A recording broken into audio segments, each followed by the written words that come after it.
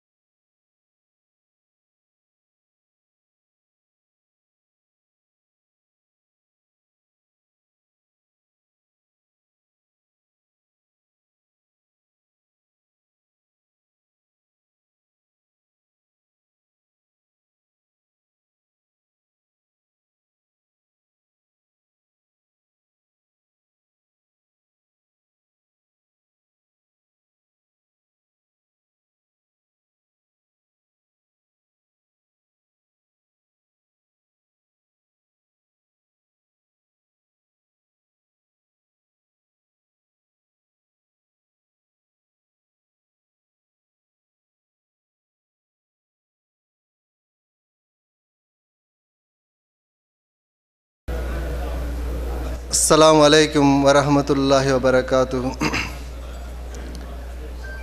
அல்ஹம்துலில்லாஹி ரப்பில் ஆலமீன்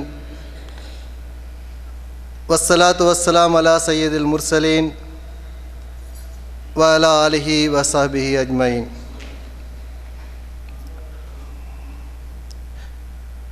கண்ணியத்திற்குரிய அல்லாஹ்வின் நல்லடியார்களே, அன்பார்ந்த சகோதரர்களே, இந்த மாதாந்திர நிகழ்ச்சி சற்று காலதாமதமாக தொடங்கினாலும் இன்ஷா அல்லாஹ் ஆழ்ந்த கருத்துக்களையும் சீரிய சிந்தனைகளையும் ஒரு சிறந்த சகோதரத்துவத்தையும் கொடுப்பதற்காக காத்திருக்கின்றது அன்பார்ந்த சகோதரர்களே. இன்ஷா அல்லாஹ் ஒரு குடும்பத்தில் உள்ள சகோதரர்களே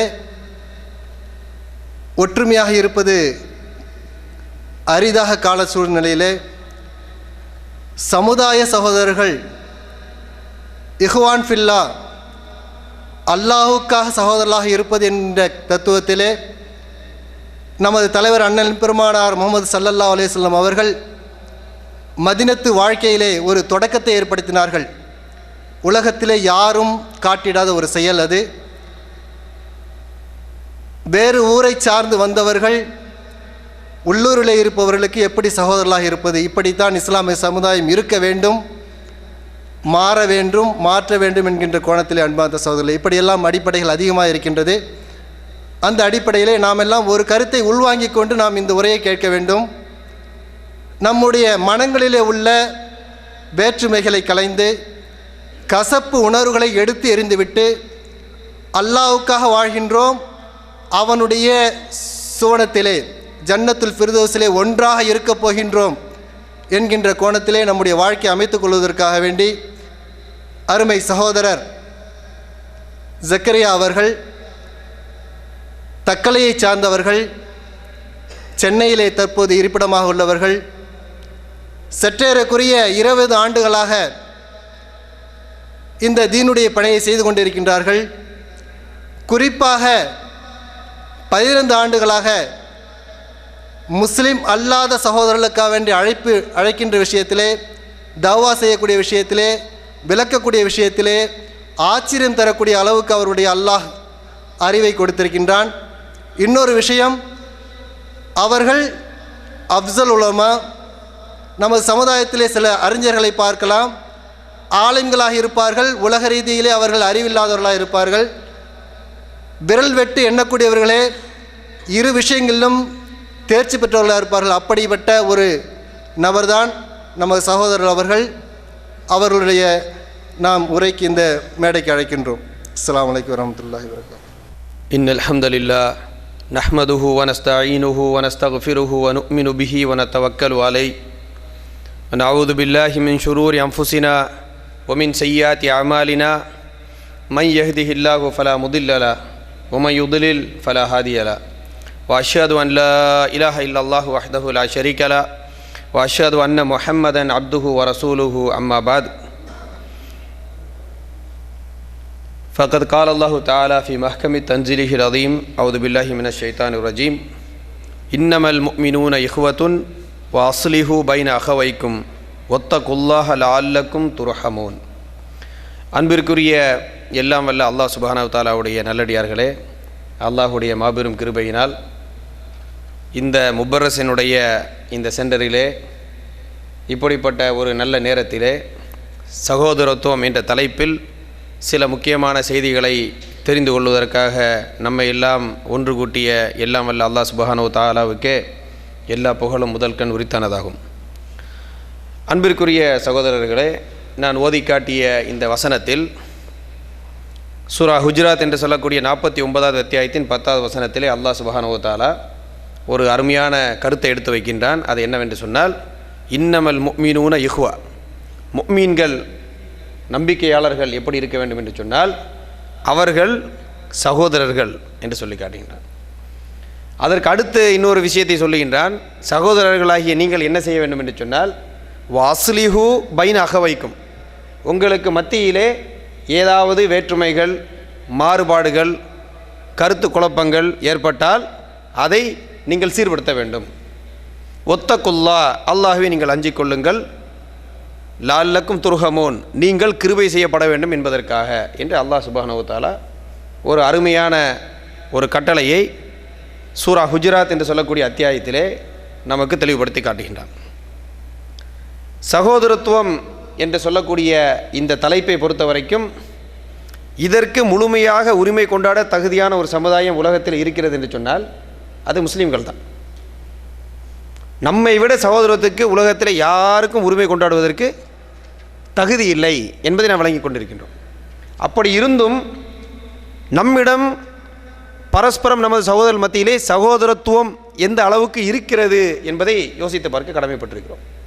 இன்றைய காலகட்டத்திலே நாம் பார்க்கின்ற பொழுது நம்மோடு நெருக்கமாக இருந்த சில சகோதரர்கள் சில காரணத்திற்காக அவர்கள் வேறு சில மக்களோடு சேர்ந்து செயல்படுகிறார்கள் என்ற காரணத்தினால் சலாம் சொன்னால் பதில் சொல்லாமல் போகக்கூடிய அளவுக்கும் நமது சகோதரத்துவம் இருந்து கொண்டிருக்கிறது என்பதை பார்க்கிறோம். நமக்கு வழிகாட்டுதல் எப்படி இருக்கிறது, அல்லாஹுடைய நபிகளார் ஸல்லல்லாஹு அலைஹி வஸல்லம் அவர்களுடைய வழிகாட்டுதல் இந்த சகோதரத்துவத்தை பேணுவதில் எப்படி இருக்கிறது என்பதை தெரிந்து கொள்ள வேண்டிய கடமை நமக்கு இருக்கிறது. ஏனென்று சொன்னால் உலகத்திற்கு சகோதரத்துவத்தை எடுத்து காட்ட வேண்டிய பொறுப்பிலே நாம் இருக்கிறோம். நமக்குள்ளேயே சகோதரத்துவத்திலே பிரச்சனை இருந்தது என்று சொன்னால் நாம் எப்படி உலக மக்களுக்கு வழிகாட்ட முடியும்? சகோதரத்துவத்திற்கு உலகத்திற்கே உதாரணமான ஒரு சமுதாயம் இருந்தது என்று சொன்னால் அதை நமது ஆலிம் அவர்கள் அறிமுக உரையிலே அழகாக சொல்லி காட்டினார்கள். உலகத்திற்கே சகோதரத்துவத்தை கற்பித்த ஒரு சமுதாயம் இருந்தது என்று சொன்னால் அது சஹாபாக்களுடைய சமுதாயம். அதுவும் குறிப்பாக எப்பொழுது முஹாஜிர்கள் மதீனாவிலே மக்காவிலே அந்த மக்கள் வாழ்வதற்கு முடியாமல் போன போது, மக்காவிலே வாழ்ந்தால் அவர்களது உயிருக்கு பாதுகாப்பு இல்லை என்ற சூழல் ஏற்படுகின்ற பொழுது தங்களது சொத்து சுகம் சொந்தக்காரர்கள் அனைத்தையும் துறந்து அல்லாஹ்வுக்கும் அவனுடைய பாதையிலே வாழ வேண்டும், அந்த தீனை நிலைநிறுத்த வேண்டும் என்ற ஒரு காரணத்திற்காக அவர்கள் மதீனாவுக்கு வந்தார்கள்.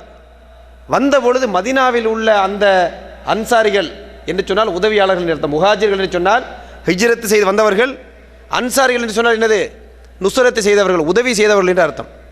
உதவியாளர்கள் என்று அவர்கள் அழைக்கப்படுகிறார்கள். இந்த அன்சாரிகள் அவர்களை வாரி அணைத்து தங்களோடு சகோதரர்களாக அவர்களை ஏற்றுக்கொண்டார்கள். எந்த அளவுக்கு என்று சொன்னால் நபிகள் நாயகம் ஸல்லல்லாஹு அலைஹி வஸல்லம் அவர்கள் மதீனாவுக்கு வந்தவுடன் அவர்கள் செய்த பிரதானமான முக்கியமான ஒரு முதல் பணி என்னவாக இருந்தது என்று சொன்னால் அவர்கள் முஹாஜிர்களுக்கும் அன்சார்களுக்கும் மத்தியிலே ஒரு சகோதரத்துவத்தை ஏற்படுத்தினார்கள். ஒரு சந்தர்ப்பத்திலே அவர்கள் என்ன செய்கிறார் என்று சொன்னால் அனஸ் இப்னு மாலிக் ரலியல்லாஹு அன்ஹு அவருடைய அந்த வீட்டிலே வைத்து அவர்கள் முஹாஜிர்கள் அன்சார்கள் ஒரு கூட்டமாக இருக்கிறார்கள். ஒரு அன்சாரியையும் ஒரு முஹாஜிரையும் அழைத்து, நீர் இவர்களோடு சகோதரர், இந்த முஹாஜிர் இந்த அன்சாரியோடு சகோதரர் என்று ஒரு கூட்டமாக அவர்களை உறவினர்களாக அஃபிஷியலாக ஆக்குகிறார்கள். எந்த அளவுக்கு மக்களுக்கு இருந்தது என்று சொன்னால் வாரிசுதாரர்கள் ஆகக்கூடிய அளவுக்கு அந்த உறவு இருக்கும் என்ற அளவுக்கு அந்த மக்களிடம் அந்த கருத்து ஏற்படக்கூடிய சூழல் இருந்தது. பிறகு அல்லாஹ் திருக்குர்ஆன் வசனத்திலே உங்களுடைய உலுல் அர்ஹாம், யார் உண்மையிலேயே உங்களை இரத்த பந்த சொந்தமோ இவர்கள் தான் வாரிசுதாரர்கள் என்ற கருத்துப்பட இன்னொரு வசனம் வந்த பிறகு வாரிசு உரிமை மட்டும் இல்லை, மற்றபடி அவர்கள் நெருக்கமான சகோதரர்கள் என்ற அளவுக்கு அந்த மக்கள் மத்தியிலே ஒரு சகோதர பிணைப்பை ஏற்படுத்தினார்கள். எந்த அளவுக்கு அந்த பிணைப்பு இருந்தது என்று சொன்னால் பல வரலாற்று சம்பவங்களை நாம் பார்க்க முடியும். அதிலே ஒரு சம்பவத்திலே அப்துல் ரஹ்மான் ரலியல்லாஹு அன்ஹு அவர்கள், அப்துல் ரஹ்மான் இப்னு அவுஃப் என்று நினைக்கின்றேன், அவர்களோடு ஒரு அன்சாரி தோழரை சகோதரர்களாக ஆக்குகிறார்கள். அந்த அன்சாரி தோழருடைய பெயர் சாத் பின் ரபி. அப்போ இந்த சாத் பின் ரபி என்பவர் அப்துல் ரஹ்மான் இப்னு அவுஃப் ரலியல்லாஹு அன்ஹு அவர்களை பார்த்து சொல்கிறாங்க, அன்சாரிகளிலேயே மிக பொருள் வளம் உள்ளவன் நான். அன்சாரிகளே ரொம்ப வசதியான பார்ட்டி. ஆகவே என் சொத்தை 2 பங்கு வச்சு ஒரு பங்கு நீங்கள் எடுத்துக்கிடுங்க. அது மட்டும் இல்லாமல் எனக்கு 2 மனைவிகள் இருக்கிறார்கள். இதிலே உங்களுக்கு பிடித்த மனைவியை சொல்லுங்கள், நான் தலாக்கு விடுகிறேன், அவர்களை நீங்கள் திருமணம் செய்து கொள்ளுங்கள். இந்த அளவுக்கு அவர் சகோதரருக்கு விட்டுக் கொடுப்பதற்கு தயாராக வருகிறார். அல்லாஹ்வுடைய மார்க்கத்திற்காக இந்த முஹாஜிர்களை அவர்கள் அணைத்துக் கொள்கிறார்கள், அரவணைத்துக் கொள்கிறார்கள். அப்பொழுது இந்த அப்துல் ரஹ்மான் இப்னு அவுஃப் சொல்லுகின்றார், பாரக்கல்லாஹு ஃபீக்க ஒலி அஹ்லிக்க வ மாலிக்க, உங்களுக்கும் உங்கள் குடும்பத்துக்கும் உங்கள் பொருளுக்கும் அல்லாஹ் பரக்கத்து செய்யணும். எனக்கு எங்கே உங்கள் சூக்கு இருக்குது, கடை இருக்குன்னு மட்டும் காட்டுங்க, மற்றதை நான் பார்த்துக்கிறேன். அவரு பயங்கரமான பிஸ்னஸ் பார்ட்டி. கடை எங்கே இருக்குது, உங்களோட மார்க்கெட் எங்கேன்னு காட்டுங்க, நான் பார்த்துக்கிறேன் என்று சொல்லி போய்விடுகிறார். இன்னொரு சந்தர்ப்பத்திலே ஒரு அன்சாரிகள் சிலர் வருகிறார்கள், எங்கள்கிட்ட இருக்கிற ஈச்ச மர தோட்டத்தையெல்லாம் பங்கு வச்சு பாதி பாதியாக கொடுத்துருங்க அப்படின்னு ரசூலுல்லாஹ் சொல்கிறாங்க. அப்போ ரசூலுல்லாஹ் சொன்னாங்க, தேவையில்லை, அப்படி பண்ண வேண்டாம்னு சொல்கிறாங்க. அப்போ அவங்க சொல்கிறாங்க, அப்போ ஒன்றும் செய்வோம், முஹாஜிர்கள் அன்சாரிகளும் சேர்ந்து உழைப்போம், வரக்கூடிய அந்த பலனில் பாதி பாதியாக பங்கு வச்சுக்கிடுவோம் என்று சொல்கிறார்கள். அதை ஏற்றுக்கொள்கிறார்கள். இந்த அளவுக்கு அவர்கள் தங்களுக்கு மத்தியிலே சகோதரத்துவத்தை பண்ணினார்கள். இந்த சகோதரத்துவம் எதற்கு வழிவகுத்தது என்று சொன்னால், உலக வரலாற்றையே மாற்றி அமைத்த சகோதரத்துவம் இந்த சகோதரத்துவமாக இருந்தது. எந்த அளவுக்கு அவர்களுடைய பிணைப்பு, அவர்களது விட்டு கொடுத்தல், அவர்களது நேசம் இருந்தது என்று சொன்னால், அல்லாஹ் சுப்ஹானஹு வ தஆலா அவர்களை பற்றி திருக்குரானிலே மிக அழகாக சொல்லி காட்டுகின்றான். சூரா ஹஷ்ர் என்று சொல்லக்கூடிய 59வது அத்தியாயத்திலே அல்லாஹ் சுப்ஹானஹு வ தஆலா இப்படிப்பட்ட வரலாற்றை பதிவு செய்கிறார். நபிகளார் ஸல்லல்லாஹு அலைஹி வஸல்லம் அவர்களுக்கு பல ஊர்களிலிருந்து அவர்களது வெற்றிகள், இன்ன பிற அந்த மக்கள் அந்த இஸ்லாத்தை ஏற்றுக்கொள்ளக்கூடிய சூழலிலே அவர்களுக்கு இன்னும் பல பொருட்கள் கிடைத்தன. அந்த பொருட்களுக்கு யார் சொந்தக்காரர்கள், எப்படி பங்கு வைக்க வேண்டும் என்ற விஷயம் வருகின்ற பொழுது சில சந்தர்ப்பங்களிலே முஹாஜிர்களுக்கு அதிகமான பொருளையும் நபிகள் நாயகம் ஸல்லல்லாஹு அலைஹி வஸல்லம் அவர்கள் கொடுத்தார்கள். இப்படிப்பட்ட சூழலிலே அதை அன்சாரிகள் எப்படி எதிர்கொண்டார்கள் என்ற சம்பவத்தோடு சேர்ந்து அந்த அன்சாரியுடைய மனநிலை எப்படி இருந்தது என்பதை அல்லாஹ் படம் பிடித்து காட்டுகின்றான். அல்லாஹ் சுப்ஹானஹு வ தஆலா சொல்லி காட்டுகின்றான், லில் ஃபுகராஇல் முஹாஜிரீன் அல்லதீன உஹ்ரிஜூ மின் தியாரிஹிம் வ அம்வாலிஹிம் யப்தகூன ஃபத்லம் மினல்லாஹி வ ரிதுவானா. அதாவது முஹாஜிர்களிலே ஏழைகள், அவர்கள் எப்படி ஏழையானார்கள்? அவர்கள் அல்லாஹ்வுக்காக தங்களது வீட்டை துறந்தார்கள், தங்களது செல்வங்களை துறந்தார்கள். தங்களது வீட்டிலிருந்தும் தங்களது செல்வங்களை விட்டும் அவர்கள் வெளியேற்றப்பட்டார்கள். அப்படி வெளியேறி அவர்கள் எதற்காக வெளியேறினார்கள் என்று சொன்னால், யப்தகூன ஃபத்லம் மினல்லாஹி வ ரிதுவானா, அல்லாஹ்விடமிருந்து செழிப்பையும் அல்லாஹ்வுடைய திருப்பொருத்தத்தையும் நாடி அவர்கள் வெளியேறினார்கள். வ யன்சுரூன் அல்லாஹ் வ ரசூலஹு, இங்கே அல்லாஹ் எப்படிப்பட்ட வார்த்தை யூஸ் பண்ணுறா பாருங்க, அல்லாஹ்வுக்கும் அவனது தூதருக்கும் உதவி செய்வதற்காக வந்தார்கள் என்று சொல்லுகின்றார். அல்லாஹ்வுக்கும் அவனது தூதருக்கும் உதவி செய்வது என்று சொன்னால், அல்லாஹ்வுடைய அந்த மார்க்கத்தை நிலைநிறுத்துவதற்காக, அந்த மார்க்கத்தை சரியான முறையிலே பின்பற்ற வேண்டும் என்பதற்காக, அந்த மார்க்கம் வாழ வேண்டும் ஆள வேண்டும் என்பதற்காக அவங்க என்ன செய்கிறாங்க, மக்காவிலிருந்து அவர்கள் வெளியேறி வருகிறார்கள். உலாய்க ஹுமுஸ் சாதிகூன், இப்படி வெளியேறி வந்த அந்த முஹாஜிர்கள் உண்மையாளர்கள். எப்படி உண்மையாளர்கள்?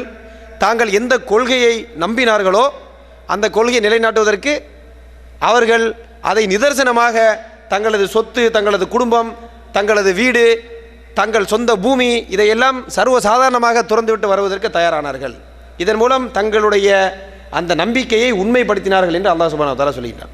அடுத்து அல்லாஹ் சொல்லி காட்டுகின்றார், வல்லதீன தபவ்வஉத் தார வல் ஈமான். அதே போல் ஒரு சிலர் இருந்தார்கள், அவர்கள் தங்களது வீடுகளோடு அந்த நாட்டிலே குடியிருந்தார்கள். யாரை சொல்லப்படுகிறது?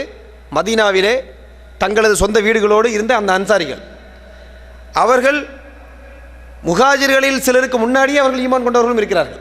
முஹாஜிர்களில் சிலர் பிறகு ஈமான் கொண்டவர்கள், முன்னாடி ஈமான் கொண்ட அன்சாரிகளும் இருக்கிறார்கள். யுஹிப்பூன மன் ஹாஜர இலைஹிம், இந்த அன்சாரிகள் எப்படி இருந்தார்கள் என்று சொன்னால், யுஹிப்பூன மன் ஹாஜர இலைஹிம், அவர்களை நோக்கி ஹிஜ்ரத் செய்து வந்த அந்த முஹாஜிர்களை நேசிக்கக்கூடிய மக்களாக இருந்தார்கள். வளமையாக என்ன நடக்கும் உலகத்தில்? இப்போ நம்ம பார்க்குறோம், சில இடங்களில் பிரச்சனை வருகின்ற பொழுது சில மக்கள் ஒரு ஊர்லேருந்து இன்னொரு ஊருக்கு அகதியாக போகிறார்கள். அப்போ என்ன நடக்குது? பெரும்பாலான பகுதிகளிலே அகதிகளை எடுத்துக்கொள்வதற்கு கூட அவர்கள் தயாரில்லை. உடனே என்ன செய்கிறாங்க? தங்களது எல்லையை பூட்டி விடுகிறார்கள். சில சந்தர்ப்பங்கள் அகதிகளை எடுத்தாலும் எப்படி எடுப்பாங்க? அந்த பார்டர்லையே நிறுத்தி அங்கேயே ஒரு கேம்பை போட்டு அந்த செக்ஷன்லேயே நில்லு, உள்ளே வந்துடாத, உள்ளே வர விடக்கூடாது என்று தெளிவாக இருக்கிறார். கொஞ்ச நாளைக்கு முன்னாடி நம்ம பார்த்தோம், பர்மாவிலே முஸ்லீம்கள் என்ன செய்யப்பட்டார்கள்? ராங்கைன் என்று சொல்லக்கூடிய அந்த பகுதியிலே ரோஹிங்கியா என்று சொல்லக்கூடிய நமது முஸ்லீம் சகோதரர்கள் கருவறுக்கப்பட்டார்கள். அவர்களது வீடுகள் கொளுத்தப்பட்டன. இப்பொழுதும் நம்ம பேசிக் கொண்டிருக்கக்கூடிய இப்பொழுதும் அந்த அங்கே வீடுகள் கொளுத்தப்பட்டு கொண்டிருக்கின்றன. நேற்று இன்றைக்கு நீங்கள் நியூஸை பார்த்தீங்கன்னு சொன்னால் நம்ம சகோதரருடைய வீடுகள் கொளுத்தப்பட்டு அகதிகளாக அவர்கள் எங்கே போவது என்று தெரியாமல் தவித்துக் கொண்டிருக்கிறார்கள். இப்படிப்பட்ட அகதிகள் அங்கிருந்து கஷ்டப்பட்டு கடல் வழியாக தப்பித்து பங்களாதேஷுக்கு வருகின்ற பொழுது பங்களாதேஷிலே அவர்களை திரும்ப கடலுக்கு துரத்தி விட்டார்கள். கடலில் மூழ்கி இறந்தவர்கள் உண்டு. அவர்களுக்கு பர்மாவுக்கும் போக முடியவில்லை, பங்களாதேஷுக்கு போக முடியவில்லை. பங்களாதேஷில் இருக்கக்கூடியவர்கள் யார்? முஸ்லீம்கள். அவர்கள் தங்களது முஸ்லீம் சகோதரருக்கு கடற்கரையில் ஒரு குடிசை போட்டு தங்குவதற்கு கூட இடம் கொடுப்பதற்கு தயாரில்லை. பங்களாதேஷ் வளமான நாடு என்று நாம் சொல்லவில்லை. வளமான நாடு இல்லை என்றால் கூட ஒரு முஸ்லீமுக்கு உயிருக்கு தஞ்சம் கொடுக்கவில்லை என்று சொன்னால் நமது நிலைமை எப்படி இருக்கு என்று யோசித்து பாருங்கள் சகோதரர்களே. ஆனால் அன்று அல்லாஹ் சுப்ஹானஹு வ தஆலா நமக்கு உதாரணமாக காட்டக்கூடிய சமுதாயம் எப்படி இருந்தது என்று சொன்னால், வந்தவர்களை அவர்கள் எப்படி வாரி அழைத்தார்கள்? வந்தவர்களை நேசிக்கக்கூடிய ஒரு சமுதாயமாக அந்த அன்சார்கள் இருந்தார்கள் என்று அல்லாஹ் சுப்ஹானஹு வ தஆலா சொல்லி காட்டுகின்றான். ولا يجدون في صدورهم حاجة مما اوتوا ويؤثرون على انفسهم ولو كان بهم خصاصة. அவர்கள் எப்படி இருந்தார்கள் என்று சொன்னால், முஹாஜிர்களுக்கு பொருட்கள் கொடுக்கப்படுகின்ற பொழுது தங்களுக்கு தேவை இருந்தும் தங்களுக்கு கஷ்டம் நஷ்டம் ஏற்படும் என்று சூழல் இருந்தும் அவர்கள் அதை பற்றி கவலைப்படாமல் தங்களை விட முஹாஜிர்களை முன்னிலைப்படுத்தினார்கள். இப்படிப்பட்ட மனநிலையில் அந்த அன்சாரிகள் இருந்தார்கள். ஒமன் யூக ஷுஹ நஃப்ஸிஹி ஃபஉலாயிக ஹுமுல் முஃப்லிஹூன். அல்லாஹ் இங்கு ஒரு பொதுவான கருத்தை சொல்லுகின்றார். எந்த ஒரு ஆத்மா கஞ்சத்தனத்திலிருந்து பாதுகாக்கப்படுகிறதோ அல்லது கருமித்தனத்திலிருந்து எந்த ஒரு ஆத்மா தன்னை பாதுகாத்துக் கொள்கிறதோ ஃபஉலாயிக ஹுமுல் முஃப்லிஹூன், இவர்கள் தான் வெற்றியாளர்கள் என்று அல்லாஹ் சொல்லி காட்டுகின்றார். அப்போ இந்த இடத்துல இந்த பண்பு யாருக்கு இருக்கிறது என்று அல்லாஹ் சொல்லுகின்றான்? இப்படிப்பட்ட ஒரு பண்பு தங்களை விட வெளியிலிருந்து தங்களை நாடி வந்த சகோதரர்களாகிய முஹாஜிர்களை முன்னிலைப்படுத்தக்கூடிய பண்பு, அவர்களை நேசிக்கக்கூடிய பண்பு, தங்களுக்கு தேவை இருந்தும் அவர்களுக்கு வாரி கொடுத்த பண்பு, இப்படிப்பட்ட பண்புக்கு சொந்தக்காரர்களாக இந்த அன்சாரிகள் இருந்தார்கள் என்று அல்லாஹ் சுப்ஹானஹு வ தஆலா சொல்லி காட்டி. அப்போ இப்படிப்பட்ட ஒரு பிணைப்பை, ஒரு சகோதரத்துவத்தை நபிகளார் ஸல்லல்லாஹு அலைஹி வஸல்லம் அவர்கள் அல்லாஹ்வுடைய திருப்பொருத்தத்தை கொண்டு ஏற்படுத்தினார்கள். இந்த சகோதரத்துவம் எதை சாதித்தது என்று யோசித்து பாருங்கள் சகோதரர்களே. இந்த சகோதரத்துவம் எதை சாதித்தது என்று சொன்னால், உலக வரலாற்றையே அப்படியே மாற்றி அமைத்தது. இதை நாம் சொல்லவில்லை, இதை நபிகளாருடைய வரலாற்றை ஆராய்ச்சி செய்த பெரும் அறிஞர்கள் சொல்லி காட்டுகின்றார்கள். உதாரணமாக மைக்கேல் ஹெச் ஹார்ட், இதை பற்றி நீங்கள் கேள்விப்பட்டிருப்பீர்கள். தி 100, அந்த 100 பேர் என்ற தலைப்பிலே ஒரு புத்தகத்தை எழுதினார். அந்த புத்தகத்தை படிச்சிருக்கீங்களா? தி 100 புக் யாரும் படிச்சிருக்கீங்களா இல்லையா? யாருமே படிக்கலையா? யார் படித்த யாராவது இருந்தால் கை தூங்க பாப்போம். இந்த புக்கை தயவு செய்து அன்புக்குரிய சகோதரர்களை படிங்க. தி 100 என்ற புத்தகத்தில் அந்த புக்கு ஃபுல்லாக படிச்சிடாதீங்க. அவ்வளோ கஷ்டமான வேலையில் நம்ம சொல்லவே இல்லை. தயவு செய்து படிக்காதீங்க. அந்த புக்கில் முதல் ஒரு சாப்டர் இருக்குது, ஒரு பாடம் இருக்குது. அது மொத்தமே 5 அல்லது 10 பக்கம் தான். அதை நீங்கள் நினைவூட்டினா இன்ஷா அல்லாஹ் நம்ம ஊருக்கு போனால் கூட நம்ம ஸ்கேன் பண்ணி இங்கே அனுப்பி வைக்க முடியும். தயவு செய்து உங்கள் சகோதரர்கிட்ட கொடுங்க, நீங்கள் படிங்க. அதில் அந்த சகோதரர் மைக்கேல் ஹெச் ஹார்ட் என்று சொல்லக்கூடிய அறிஞர் உலக வரலாற்றிலே மிகப்பெரிய தாக்கத்தை ஏற்படுத்திய தனிநபர்களை பட்டியலிட்டு தரம் வாரியாக தொகுத்திருக்கிறார். முதல் தரத்தில் ஒரு ஆள் வைத்திருக்கிறார் என்று சொன்னால் அவர்தான் மிக அதிக தாக்கத்தை ஏற்படுத்தியவர். 2வது அடுத்த தாக்கம், 3வது அதற்கு அடுத்த தாக்கம், இப்படியாக பட்டியலிடுகிறார். இதில் முதல்ல யாரை வைக்கிறார்? இந்த இது மட்டும் கேள்விப்பட்டிருக்கிறோம். 100 புக்கில் ரசூலை வச்சிருக்காங்கன்னு மட்டும் தெரியுது. அல்ஹம்துலில்லாஹ். இப்போ ரசூல் ஸல்லல்லாஹு அலைஹி வஸல்லம் அவர்களை முதல்ல வைக்கிறார். வச்சுட்டு உள்ள ஒரு சில அனாலிசிஸ், சில தெளிவுகளை தருகிறார். அதில் ஒரு விஷயம் என்ன சொல்கிறார் என்று சொன்னால், நபிகளாருடைய சாதனையிலே மிகப்பெரிய சாதனை எதுவென்று சொன்னால், அதுவரைக்கும் வரலாற்றிலே ஒரு காலத்திலும் ஒன்று சேர்ந்திராத அந்த சமுதாயத்தை, இந்த அரபுகளுடைய சமுதாயத்தை, சண்டை போட்டு கொண்டிருந்த அந்த குலங்களுக்காக, கோத்திரங்களுக்காக இரத்தத்தை ஓட்டக்கூடிய அந்த சமுதாயத்தை அவர்கள் ஒன்றிணைத்தார்கள். எப்படி ஒன்றிணைத்தார்கள்? வணக்கத்துக்குரியவன் அல்லாஹ் ஒருவன் தான் என்று சொல்லக்கூடிய இந்த கொள்கையை அடிப்படையாக கொண்டு அவர்களை ஒன்றிணைத்தார்கள். இப்படி ஒன்றிணைக்கப்பட்ட அந்த கூட்டம், இந்த கொள்கை ரீதியான அந்த பிடிப்போடு இருந்த அந்த கூட்டம் உலகத்திலே வரலாறு காணாத வெற்றிகளை அடைந்தது. எப்படிப்பட்ட வெற்றி? இஸ்லாமிய சாம்ராஜ்யத்தின் இப்படிப்பட்ட இந்த கூட்டத்தின் மூலமாக உருவான அமைப்பின் மூலம்தான் ரோமானிய பேரரசு தனது முடிவுரையை கண்டது. பாரசீக பேரரசின் முடிவு இந்த கூட்டத்தினால் தான் எழுதப்பட்டது. உலகத்திலே மிகப்பெரிய ஒரு சாம்ராஜ்யமாக மிகப்பெரிய ஒரு வல்லரசாக இந்த அமைப்பு மாறியது என்று சொன்னால், இந்த கட்டுக்கோப்பான அந்த இஸ்லாமிய சமுதாயம் உருவெடுத்தது என்று சொன்னால், உலகத்திலே மிகப்பெரிய சாம்ராஜ்யமாக அது உருவாக்கப்பட்டது என்று சொன்னால், இதற்கெல்லாம் அடிகோலிட்டது என்ன? இந்த சகோதரத்துவம். அன்புக்குரிய சகோதரர்களை, இந்த சகோதரத்துவம் தான் காரணம் என்று அந்த அறிஞர்கள் தங்களது வரலாற்றிலே பதிவு செய்கிறார்கள். இன்னொரு அறிஞர் சொல்லி காட்டுவார் அழகாக, நபிகளுடைய சாதனையிலே மிகப்பெரிய சாதனை எப்பொழுதும் சண்டை போட்டுக் கொண்டிருந்த மக்களை ஒன்றாக பிணைத்து வெல்டட் எ வாரிங் கம்யூனிட்டி. சண்டை போட்டுக் கொண்ட மக்களை வெல்டு பண்ணி, வெல்டிங்னா என்ன பண்ணுவாங்க? வெல்டிங் என்ன செய்யும்? ரெண்டாக இருக்கிறத ஒன்று சேர்க்கும். ஒன்று சேர்ந்தால் வெல்டிங் கரெக்டான ஆள் வெல்டு பண்ணால் எப்படி இருக்கும்? எங்கே உடைஞ்சாலும் உடையும், வெல்டிங்கில் உடையாது. அப்படிப்பட்ட முறையிலே அவர்களை ஒன்றாக ஒரு குலமாக பிணைத்து எடுத்தார்கள். இதுதான் அவருடைய சாதனையில் மிகப்பெரிய சாதனை. ஆனால் அல்லாஹ் சுப்ஹானஹு வ தஆலா இந்த இடத்துல அவனுடைய ஒரு விஷயத்தை அல்லாஹ் சொல்லி காட்டுகின்றான். அல்லஃப பைன குலூபிஹிம். அல்லாஹ் சுப்ஹானஹு வ தஆலா சொல்லி காட்டுகின்றான், நாம் தான் இவர்களுடைய உள்ளத்தை ஒன்றிணைத்தோம். நபிக்கு அல்லாஹ் சுப்ஹானஹு வ தஆலா சொல்லி காட்டினான், லவ் அன்ஃபக்த மாஃபில் அர்தி ஜமியா மா அல்லஃப்த பைன குலூபிஹிம் வலாக்கின்னல்லாஹ் அல்லஃப பைனஹும். அல்லாஹ் சூரா அன்ஃபால் என்று சொல்லக்கூடிய அத்தியாயத்திலே 63வது வசனத்தில் இந்த விஷயத்தை பதிவு செய்கிறான். அல்லாஹ் சுப்ஹானஹு வ தஆலா சொல்லி காட்டுகின்றான், நாம் தான் அவர்களை ஒன்றிணைத்தோம், அவர்களது உள்ளங்களுக்கு இடையிலே பிணைப்பை ஏற்படுத்தினோம். அதுக்கு பிறகு அல்லாஹ் சுப்ஹானஹு வ தஆலா நபிகளை பார்த்து சொல்லுகின்றான், லவ் அன்ஃபக்த மாஃபில் அர்தி ஜமியா, இந்த பூமியில் உள்ள எல்லா பொருட்களையும் நபியை நீங்கள் செலவழித்திருந்தாலும் மா அல்லஃப்த பைன குலூபிஹிம், இந்த மக்களுடைய உள்ளத்தை உங்களால் பிணைத்திருக்க முடியாது. அப்போ நபியால் முடியக்கூடிய காரியம் அல்ல. எப்படி முடியக்கூடிய காரியம் அல்ல? உலகத்தில் உள்ள எல்லாத்தையும் செலவழிச்சாலும் நபி என்ன செய்ய முடியாது?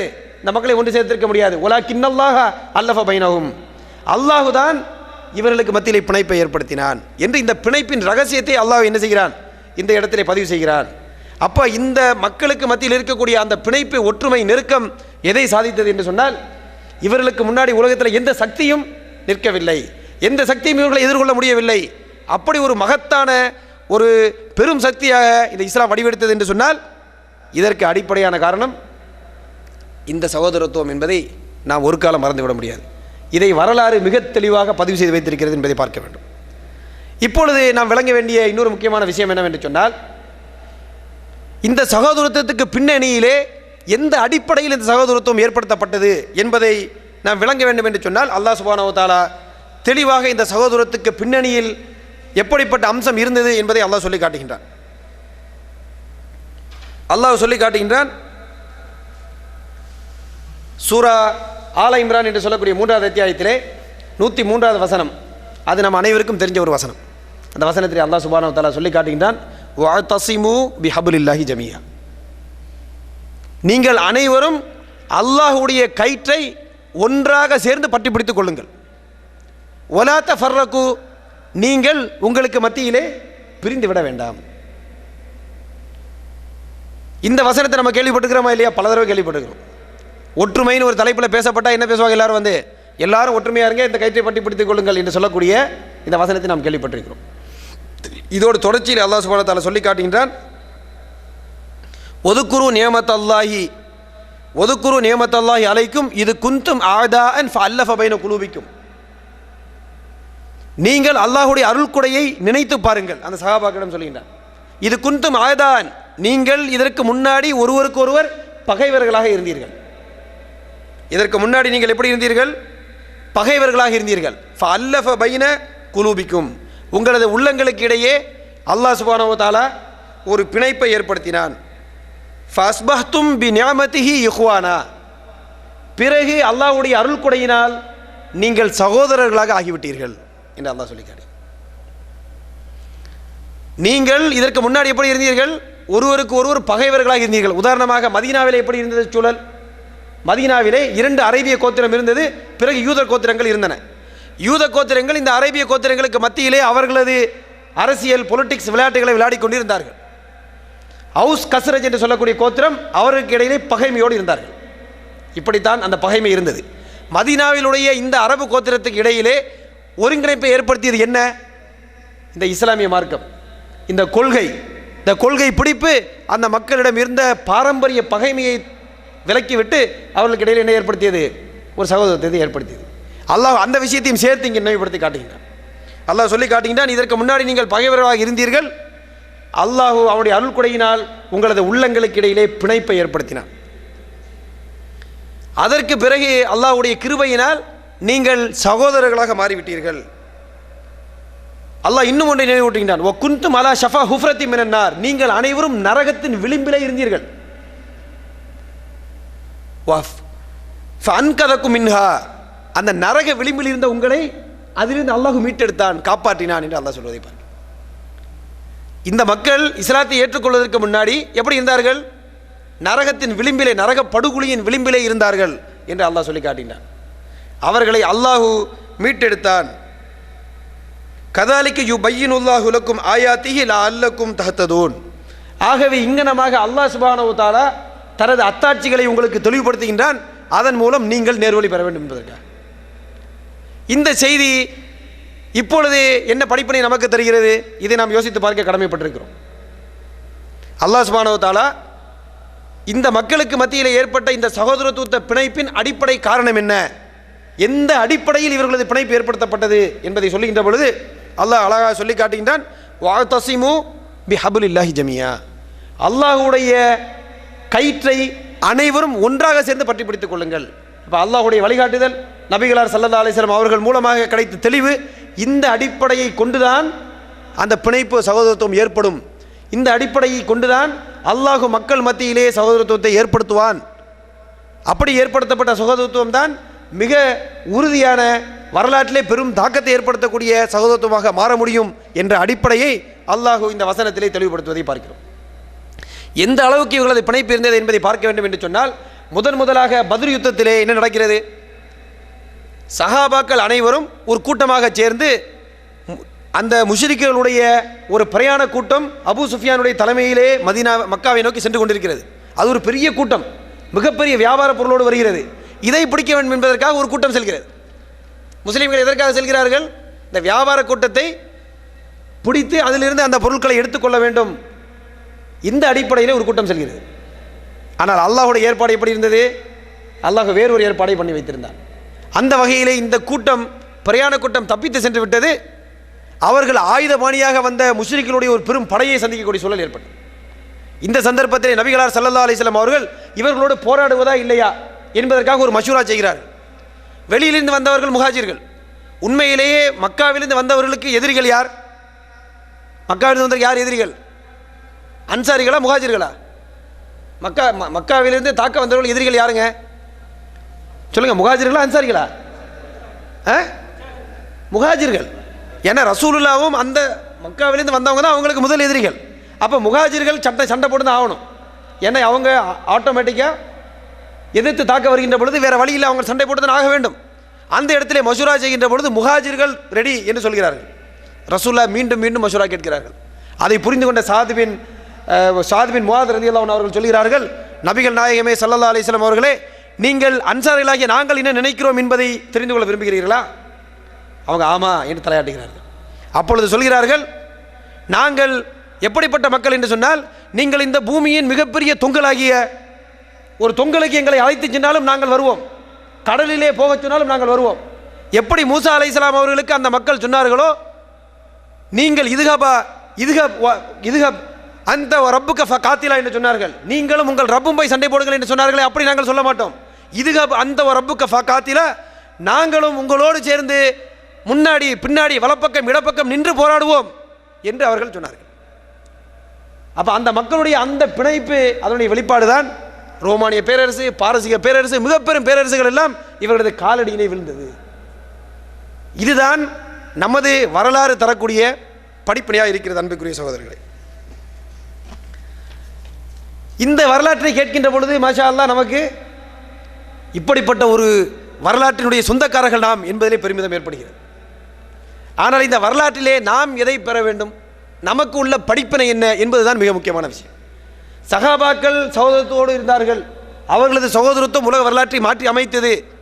அது மிகப்பெரிய தாக்கத்தை ஏற்படுத்தக்கூடிய அந்த பிணைப்பாக இருந்தது. இப்படிப்பட்ட பிணைப்பு வரலாற்றில் ஏற்படவே இல்லை. இது அனைத்தும் உண்மை. ஆனால் இவைகளிலிருந்து நாம் பெற வேண்டிய படிப்பினை என்ன? இதை தான் நாம் இப்பொழுது சிந்தித்து பார்க்க கடமைப்பட்டிருக்கிறோம்.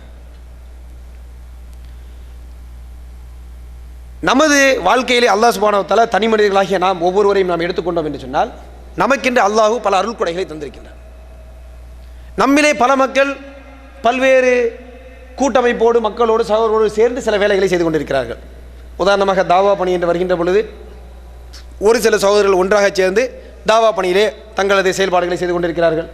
ஒரு சில மக்கள் ஒன்றாக சேர்ந்து ஒரு சில சமூக பணிகளை செய்வார்கள், சில கல்வி பணிகளை செய்வார்கள். ஒரு சில மக்களை பார்த்தால் எதிலும் இல்லாமல் ஒதுங்கி இருப்பார்கள். குறிப்பாக கொஞ்சம் படித்தவர்கள் அல்லது ஒரு சில பொறுப்பில் இருக்கக்கூடியவர்கள், இவர்கள் ஒதுங்கி இருப்பார்கள், எதிலையுமே சேர மாட்டார்கள். அவங்கள்ட்ட போய் நம்ம கேட்டால், சகோதரர்களை நீங்கள் ஏன் எதிலையும் சேரலை என்று சொன்னால் அவர்கள் என்ன சொல்வார்கள்? இந்த மக்கள் நமக்கு ஒத்து வர மாட்டார்கள். அங்கே நிறைய பொலிட்டிக்ஸ் இருக்குது. அமெரிக்காவில் இருக்கக்கூடிய நமக்கு தெரிந்த சில மக்களிடம் கேட்டேன், நீங்கள் அங்கே இருக்கின்ற பொழுது உங்களுடைய அங்கே அமெரிக்காவில் இருக்கக்கூடிய பள்ளிவாசல் அந்த அமைப்புகளோடு தொடர்பு கொண்டால் என்ன? அதெல்லாம் உங்களுக்கு தெரியாதுங்க. அங்கே டூ மச் பொலிட்டிக்ஸ். அங்கே இந்தியன் பாகிஸ்தானி மக்களுக்கு இடையில பொலிட்டிக்ஸ் ஒரு இடத்துல அரபுகளுக்கு மத்தியில் பொலிட்டிக்ஸ். இப்படி பொலிட்டிக்ஸே இல்லாத ஒரு இஸ்லாமிய அமைப்போ ஒரு செட்டப்போ இல்லை என்பதை மக்கள் பதிவு செய்கிறார்கள். ஆகவே இந்த மக்களோடு சேர்ந்து வேலை செய்வதே நமக்கு ஒத்து வராது. அதனால் நாங்கள் என்ன செய்கிறோம்? இதிலேருந்து மொத்தமாக ஒதுங்கி இருப்போம் என்று நான் ஒதுங்கி இருக்கிறேன் என்று சொல்கிறார். இப்போ நம்ம விளங்க வேண்டிய விஷயம் என்னவென்று சொன்னால், இப்படி ஒதுங்கி இருப்பதற்கு அனுமதி இருக்கிறதா? எதிலும் பங்களிக்க மாட்டேன், நான் யாரோடும் சேர்ந்து செயல்பட மாட்டேன், இந்த பிரச்சனைகள் எல்லாம் தேவையில்லை, இது ஒரு பெரிய தலைவலியாக இருக்கிறது, ஏகப்பட்ட பொலிட்டிக்ஸ் நடக்கிறது, இதில் எல்லாம் சேராமல் நான் ஒதுங்கி இருக்க போகிறேன் என்று இருப்பதற்கு அனுமதி இருக்கிறதா? இதுக்கு முன்னாடி உள்ளே போய் சேர்ந்து இருக்கிற பொலிட்டிக்ஸை இன்னும் கூட்டுவேன் என்று ஒருவன் இருந்தால் ஒதுங்கி இருப்பது நல்லது தான். பொலிட்டிக்ஸை கூட்டுவதை விட ஒதுங்கி இருப்பது நல்லது. ஆனால் யதார்த்தத்தில் தனிப்பட்ட முறையிலே ஒதுங்கி இருப்பதற்கு மார்க்கத்திலே அனுமதி இருக்கிறதா என்றால், நாம் யோசித்து பார்த்தால், வரலாறுகளை படித்து பார்த்தால், திருக்குர்ஆன் வசனங்களை பார்த்தால் அது ஒரு சரியான முடிவல்ல என்பதை நாம் விளங்கிக் கொள்ள முடியும். அல்லாஹ் சுப்ஹானஹு வ தஆலா திருக்குர்ஆனிலே சில வசனங்களை சொல்லி காட்டுகின்றான். அதை நன்றாக கவனித்து பாருங்கள். அல்லாஹ் சுப்ஹானஹு வ தஆலா சூரா ஆல இம்ரானிலே ஒரு வசனத்திலே சொல்லி காட்டுகின்றான், வல்தக்கும் மின்கும் உம்மத்துன் யதுன இலல் கைர். உங்களில் ஒரு கூட்டம் இருக்கட்டும், உங்களிலே ஒரு உம்மத் இருக்கட்டும், ஒரு சமுதாயம் இருக்கட்டும், ஒரு குரூப் இருக்கட்டும். அது எப்படிப்பட்ட கூட்டம்? யதுன இலல் கைர், அவர்கள் நன்மையின் பால் மக்களை அழைக்கட்டும். வ யஅமுருன பில் மஅரூஃபி வ யன்ஹவுன அனில் முன்கரி வ உலாயிக ஹுமுல் முஃப்லிஹூன். உங்களிலே ஒரு கூட்டம் இருக்கட்டும், அவர்கள் மக்களை நன்மையின் பால் அழைக்கட்டும், தீமையை விட்டும் தடுக்கட்டும், இவர்கள்தான் வெற்றியாளர்கள் என்று அல்லாஹ் சொல்கிறார். அப்போ வெற்றியாளர்களாக இருக்க வேண்டும் என்று சொன்னால் நாம் எங்கே இருக்க வேண்டும்? இப்படிப்பட்ட ஒரு கூட்டத்திலே இருக்க வேண்டும், தனியாக இருக்க முடியாது. ஒரு சகோதரர்களோடு ஒரு சில மக்களோடு சேர்ந்து இப்படிப்பட்ட தாவா பணியை செய்யவில்லை என்று சொன்னால் நாம் என்ன செய்ய முடியாது? இந்த முஃப்லிஹூன் வெற்றியாளர்களுடைய கூட்டத்திலே நாம் சேர முடியாது என்பதை அடிப்படையில் விளங்கிக் கொள்ள வேண்டும். அதே போல திருக்குர்ஆனில் அல்லாஹ் சுப்ஹானஹு நபிகள் நாயகம் ஸல்லல்லாஹு அலைஹி வஸல்லம் உடைய ஹதீஸ், நிறைய ஹதீஸ்கள், நிறைய வசனங்கள் இருக்கின்றன. அதுவும் ஹதீஸ்களை பார்த்தால் ஏகப்பட்ட ஹதீஸ்களை நாம் சொல்ல முடியும். நான் அந்த அடிப்படையை விளக்குவதற்காக ஒரு சில ஹதீஸ்களை மட்டும் எடுத்து வைக்கிறேன். ஒரு ஹதீஸிலே அவர்கள் சொல்கிறார்கள், வல்லாஹு ஃபி அவுனில் அப்தி மா கானல் அப்து ஃபி அவுனி அஹீஹி. ஒரு சகோதரன் தனது ஒரு அடிமை, ஒரு அடியான், அல்லாஹ்வுடைய ஒரு அடியான் தனது பிற சகோதரர்களுக்கு உதவி செய்து கொண்டிருக்கக்கூடிய காலமெல்லாம் அல்லாஹு அவனுக்கு உதவி செய்து கொண்டிருக்கிறான். இப்போ அல்லாஹ்வுடைய உதவி நமக்கு கிடைக்க வேண்டும் என்றால் நாம் என்ன செய்யணும்? நாம் பிற சகோதரர்களுக்கு உதவி செய்ய வேண்டும். அல்லாஹ்வுடைய உதவி நமக்கு கிடைக்க வேண்டும் என்றால் நாம் என்ன செய்ய வேண்டும்? நாம் மற்றவர்களுக்கு உதவி செய்ய வேண்டும். மற்றவர்களுக்கு உதவி செய்து கொண்டிருக்கக்கூடிய காலமெல்லாம் அல்லாஹ் நமக்கு உதவி செய்து கொண்டிருக்கிறான். நம்ம மற்றவர்களுக்கு உதவி செய்து நிறுத்தினால் என்ன நடக்குது? ஸ்டாப் ஆகுது. அல்லாஹ் நமக்கு உதவி செய்து கொண்டிருக்கக்கூடிய இந்த பகுதி ஸ்டாப் ஆகிறது என்பதை விளங்கிக் கொள்ள வேண்டும். அப்போ உதவி செய்வதுனா எப்படி உதவி செய்வது? அல்லாஹ் சுப்ஹானஹு வ தஆலா திருக்குர்ஆனில் இன்னொரு வசனத்திலே நமக்கு சொல்லி காட்டுகின்றான், தாவனு அலல் பிர்ரி வத் தக்வா. நீங்கள் ஒருவருக்கு ஒருவர் பரஸ்பரம் நன்மையான விஷயங்களிலும் இறையச்சத்தை ஏற்படுத்தக்கூடிய விஷயங்களும் உதவி செய்யுங்கள். வலா தாவன் அலல் இஸ்மி வல் உத்வான். பாவமான காரியங்கள், பகைமையான காரியங்களிலே நீங்கள் யாருக்கும் உதவி செய்ய வேண்டாம் என்று அல்லாஹ் சொல்கின்றான். அப்போ இங்கே தாவனு என்று சொன்னால் பரஸ்பரம் உதவி செய்ய வேண்டும். பரஸ்பரம் உதவி செய்வது என்று சொன்னால் தனியாக போய் நான் பரஸ்பரம் உதவி செய்து கொண்டிருக்கிறேன்னு சொல்ல முடியுமா? செய்ய முடியாது. அப்போ என்ன செய்ய வேண்டியிருக்குது? கட்டாயமா ஒரு சில மக்களோடு சேர்ந்து செயல்பட்டு ஆக வேண்டும். தனியாக துண்டா நான் ஒதுங்கி நிற்கிறேன்னு சொல்ல முடியுமா என்றால் சொல்ல முடியாது. அப்படி சொன்னால் ஒரு சகோதரர் இருக்கிறார், உதாரணத்துக்கு இந்த அமைப்பிலே இப்படிப்பட்ட செயல்பாடுகள் சரியில்லை, இப்படியெல்லாம் செய்தால் தான் சிறப்பாக இருக்கும் என்ற கருத்து இருந்தது என்று சொன்னால், இப்படிப்பட்ட வழிகாட்டுதலும் அறிவும் ஆற்றலும் உள்ள அந்த சகோதரர் வெளியே நின்னா அந்த வழிகாட்டுதலை இந்த அமைப்பிற்கும் அந்த மக்களுக்கும் தருவது யார்? இப்படிப்பட்ட வழிகாட்டுதலை தரக்கூடிய தகுதியை தந்த அந்த சகோதரர் உள்ளே வந்து அந்த மக்களுக்கு வழிகாட்டவில்லை என்று சொன்னால், இந்த வழிகாட்டுதல் அந்த மக்களுக்கு அந்த ஒரு சகோதரருடைய ஒரு அமைப்புக்கு எப்படி கிடைக்கும்? அப்போ மறுமையிலே அல்லாஹ் ஒரு கேள்வி கேட்க மாட்டானா, ஏனப்பா இப்படிப்பட்ட விவரத்தையெல்லாம் உனக்கு தந்திருந்தேனே, அதை ஏன் நீ பயன்படுத்தவில்லை, ஏன் நீ ஒதுங்கி போன என்று ஒரு கேள்வி கேட்டால் என்ன பதில் சொல்ல முடியும்? அல்லாஹ் பலருக்கு பல வகையான ஆற்றல்களை தந்திருப்பான், பல வகையான திறமைகளை தந்திருப்பான். அதையெல்லாம் நம்ம தனியாக ஒதுக்கிட்டு வெளியே போய் நின்றோம் என்று சொன்னால் எப்படி இதன் மூலமாக மறுமையிலே அல்லாஹ்விடம் தப்பிக்க முடியும்? நீ கொடுத்த விஷயத்துக்கு கூட சேர்ந்து உதவி செய்து, கூட சேர்ந்து முயற்சி செய்து கடைசி வரைக்கும் அந்த அமைப்பு உருப்படலைன்னு வைங்க, மறுமையில் அல்லாஹ்ட்ட போய் ஒன்றை சொல்லலாம், என்ன சொல்லலாம்? யா அல்லாஹ், என்னால் முடிஞ்ச அளவுக்கு நான் செஞ்சேன், அதை மீறி அந்த மக்கள் என்ன செய்யலை, நம்ம ரூட்டுக்கு வரவே இல்லை, அதனால என்னையும் கேட்காத, எனக்கு சம்பந்தம் இல்லைன்னு சொல்லிடலாம். நான் ஒதுங்கிட்டேன்னு சொன்னால் அல்லாஹ் உங்கள்ட்ட பிடிப்பான். நீ ஏன் ஒதுங்கின என்று ஒரு கேள்வி இருக்கிறது. அப்போ ஒதுங்கி போக முடியாது என்ற இந்த அடிப்படை யதார்த்தத்தை விளங்கிக் கொள்ள வேண்டும் என்பதற்கு தான் இந்த பகுதியை நான் உங்கள்ட்ட சொன்னேன். அப்போ இதற்கு பிறகு நம்ம எப்படி செய்யணும்? கூட்டு சேர்ந்து மக்களோடு சேர்ந்து சகோதரரோடு சேர்ந்து தான் நாம் வாழ்க்கையிலே செயல்பட்டாக வேண்டிய கட்டாயம் இருக்கிறது என்பதை அடிப்படையிலே நாம் தெளிவாக விளங்கிக் கொள்ள வேண்டும். இப்பொழுது நாம் விளங்க வேண்டிய அடுத்த விஷயம் என்னவென்று சொன்னால், சரி எப்படியும் சேர்ந்து தான் செயல்பட்டு ஆக வேண்டும்னு முடிவு பண்ண பிறகு சேர்ந்து எப்படி இருக்கிறது? ஏன்னா சேர்ந்திருக்க முடியவில்லை. ஒரு சமயத்தில் நாங்கள் ஒரு இடத்துல போய் ஒரு மீட்டிங் போட்டு ஒரு விஷயத்தை பேசிக்கிட்டு இருக்கிறோம்.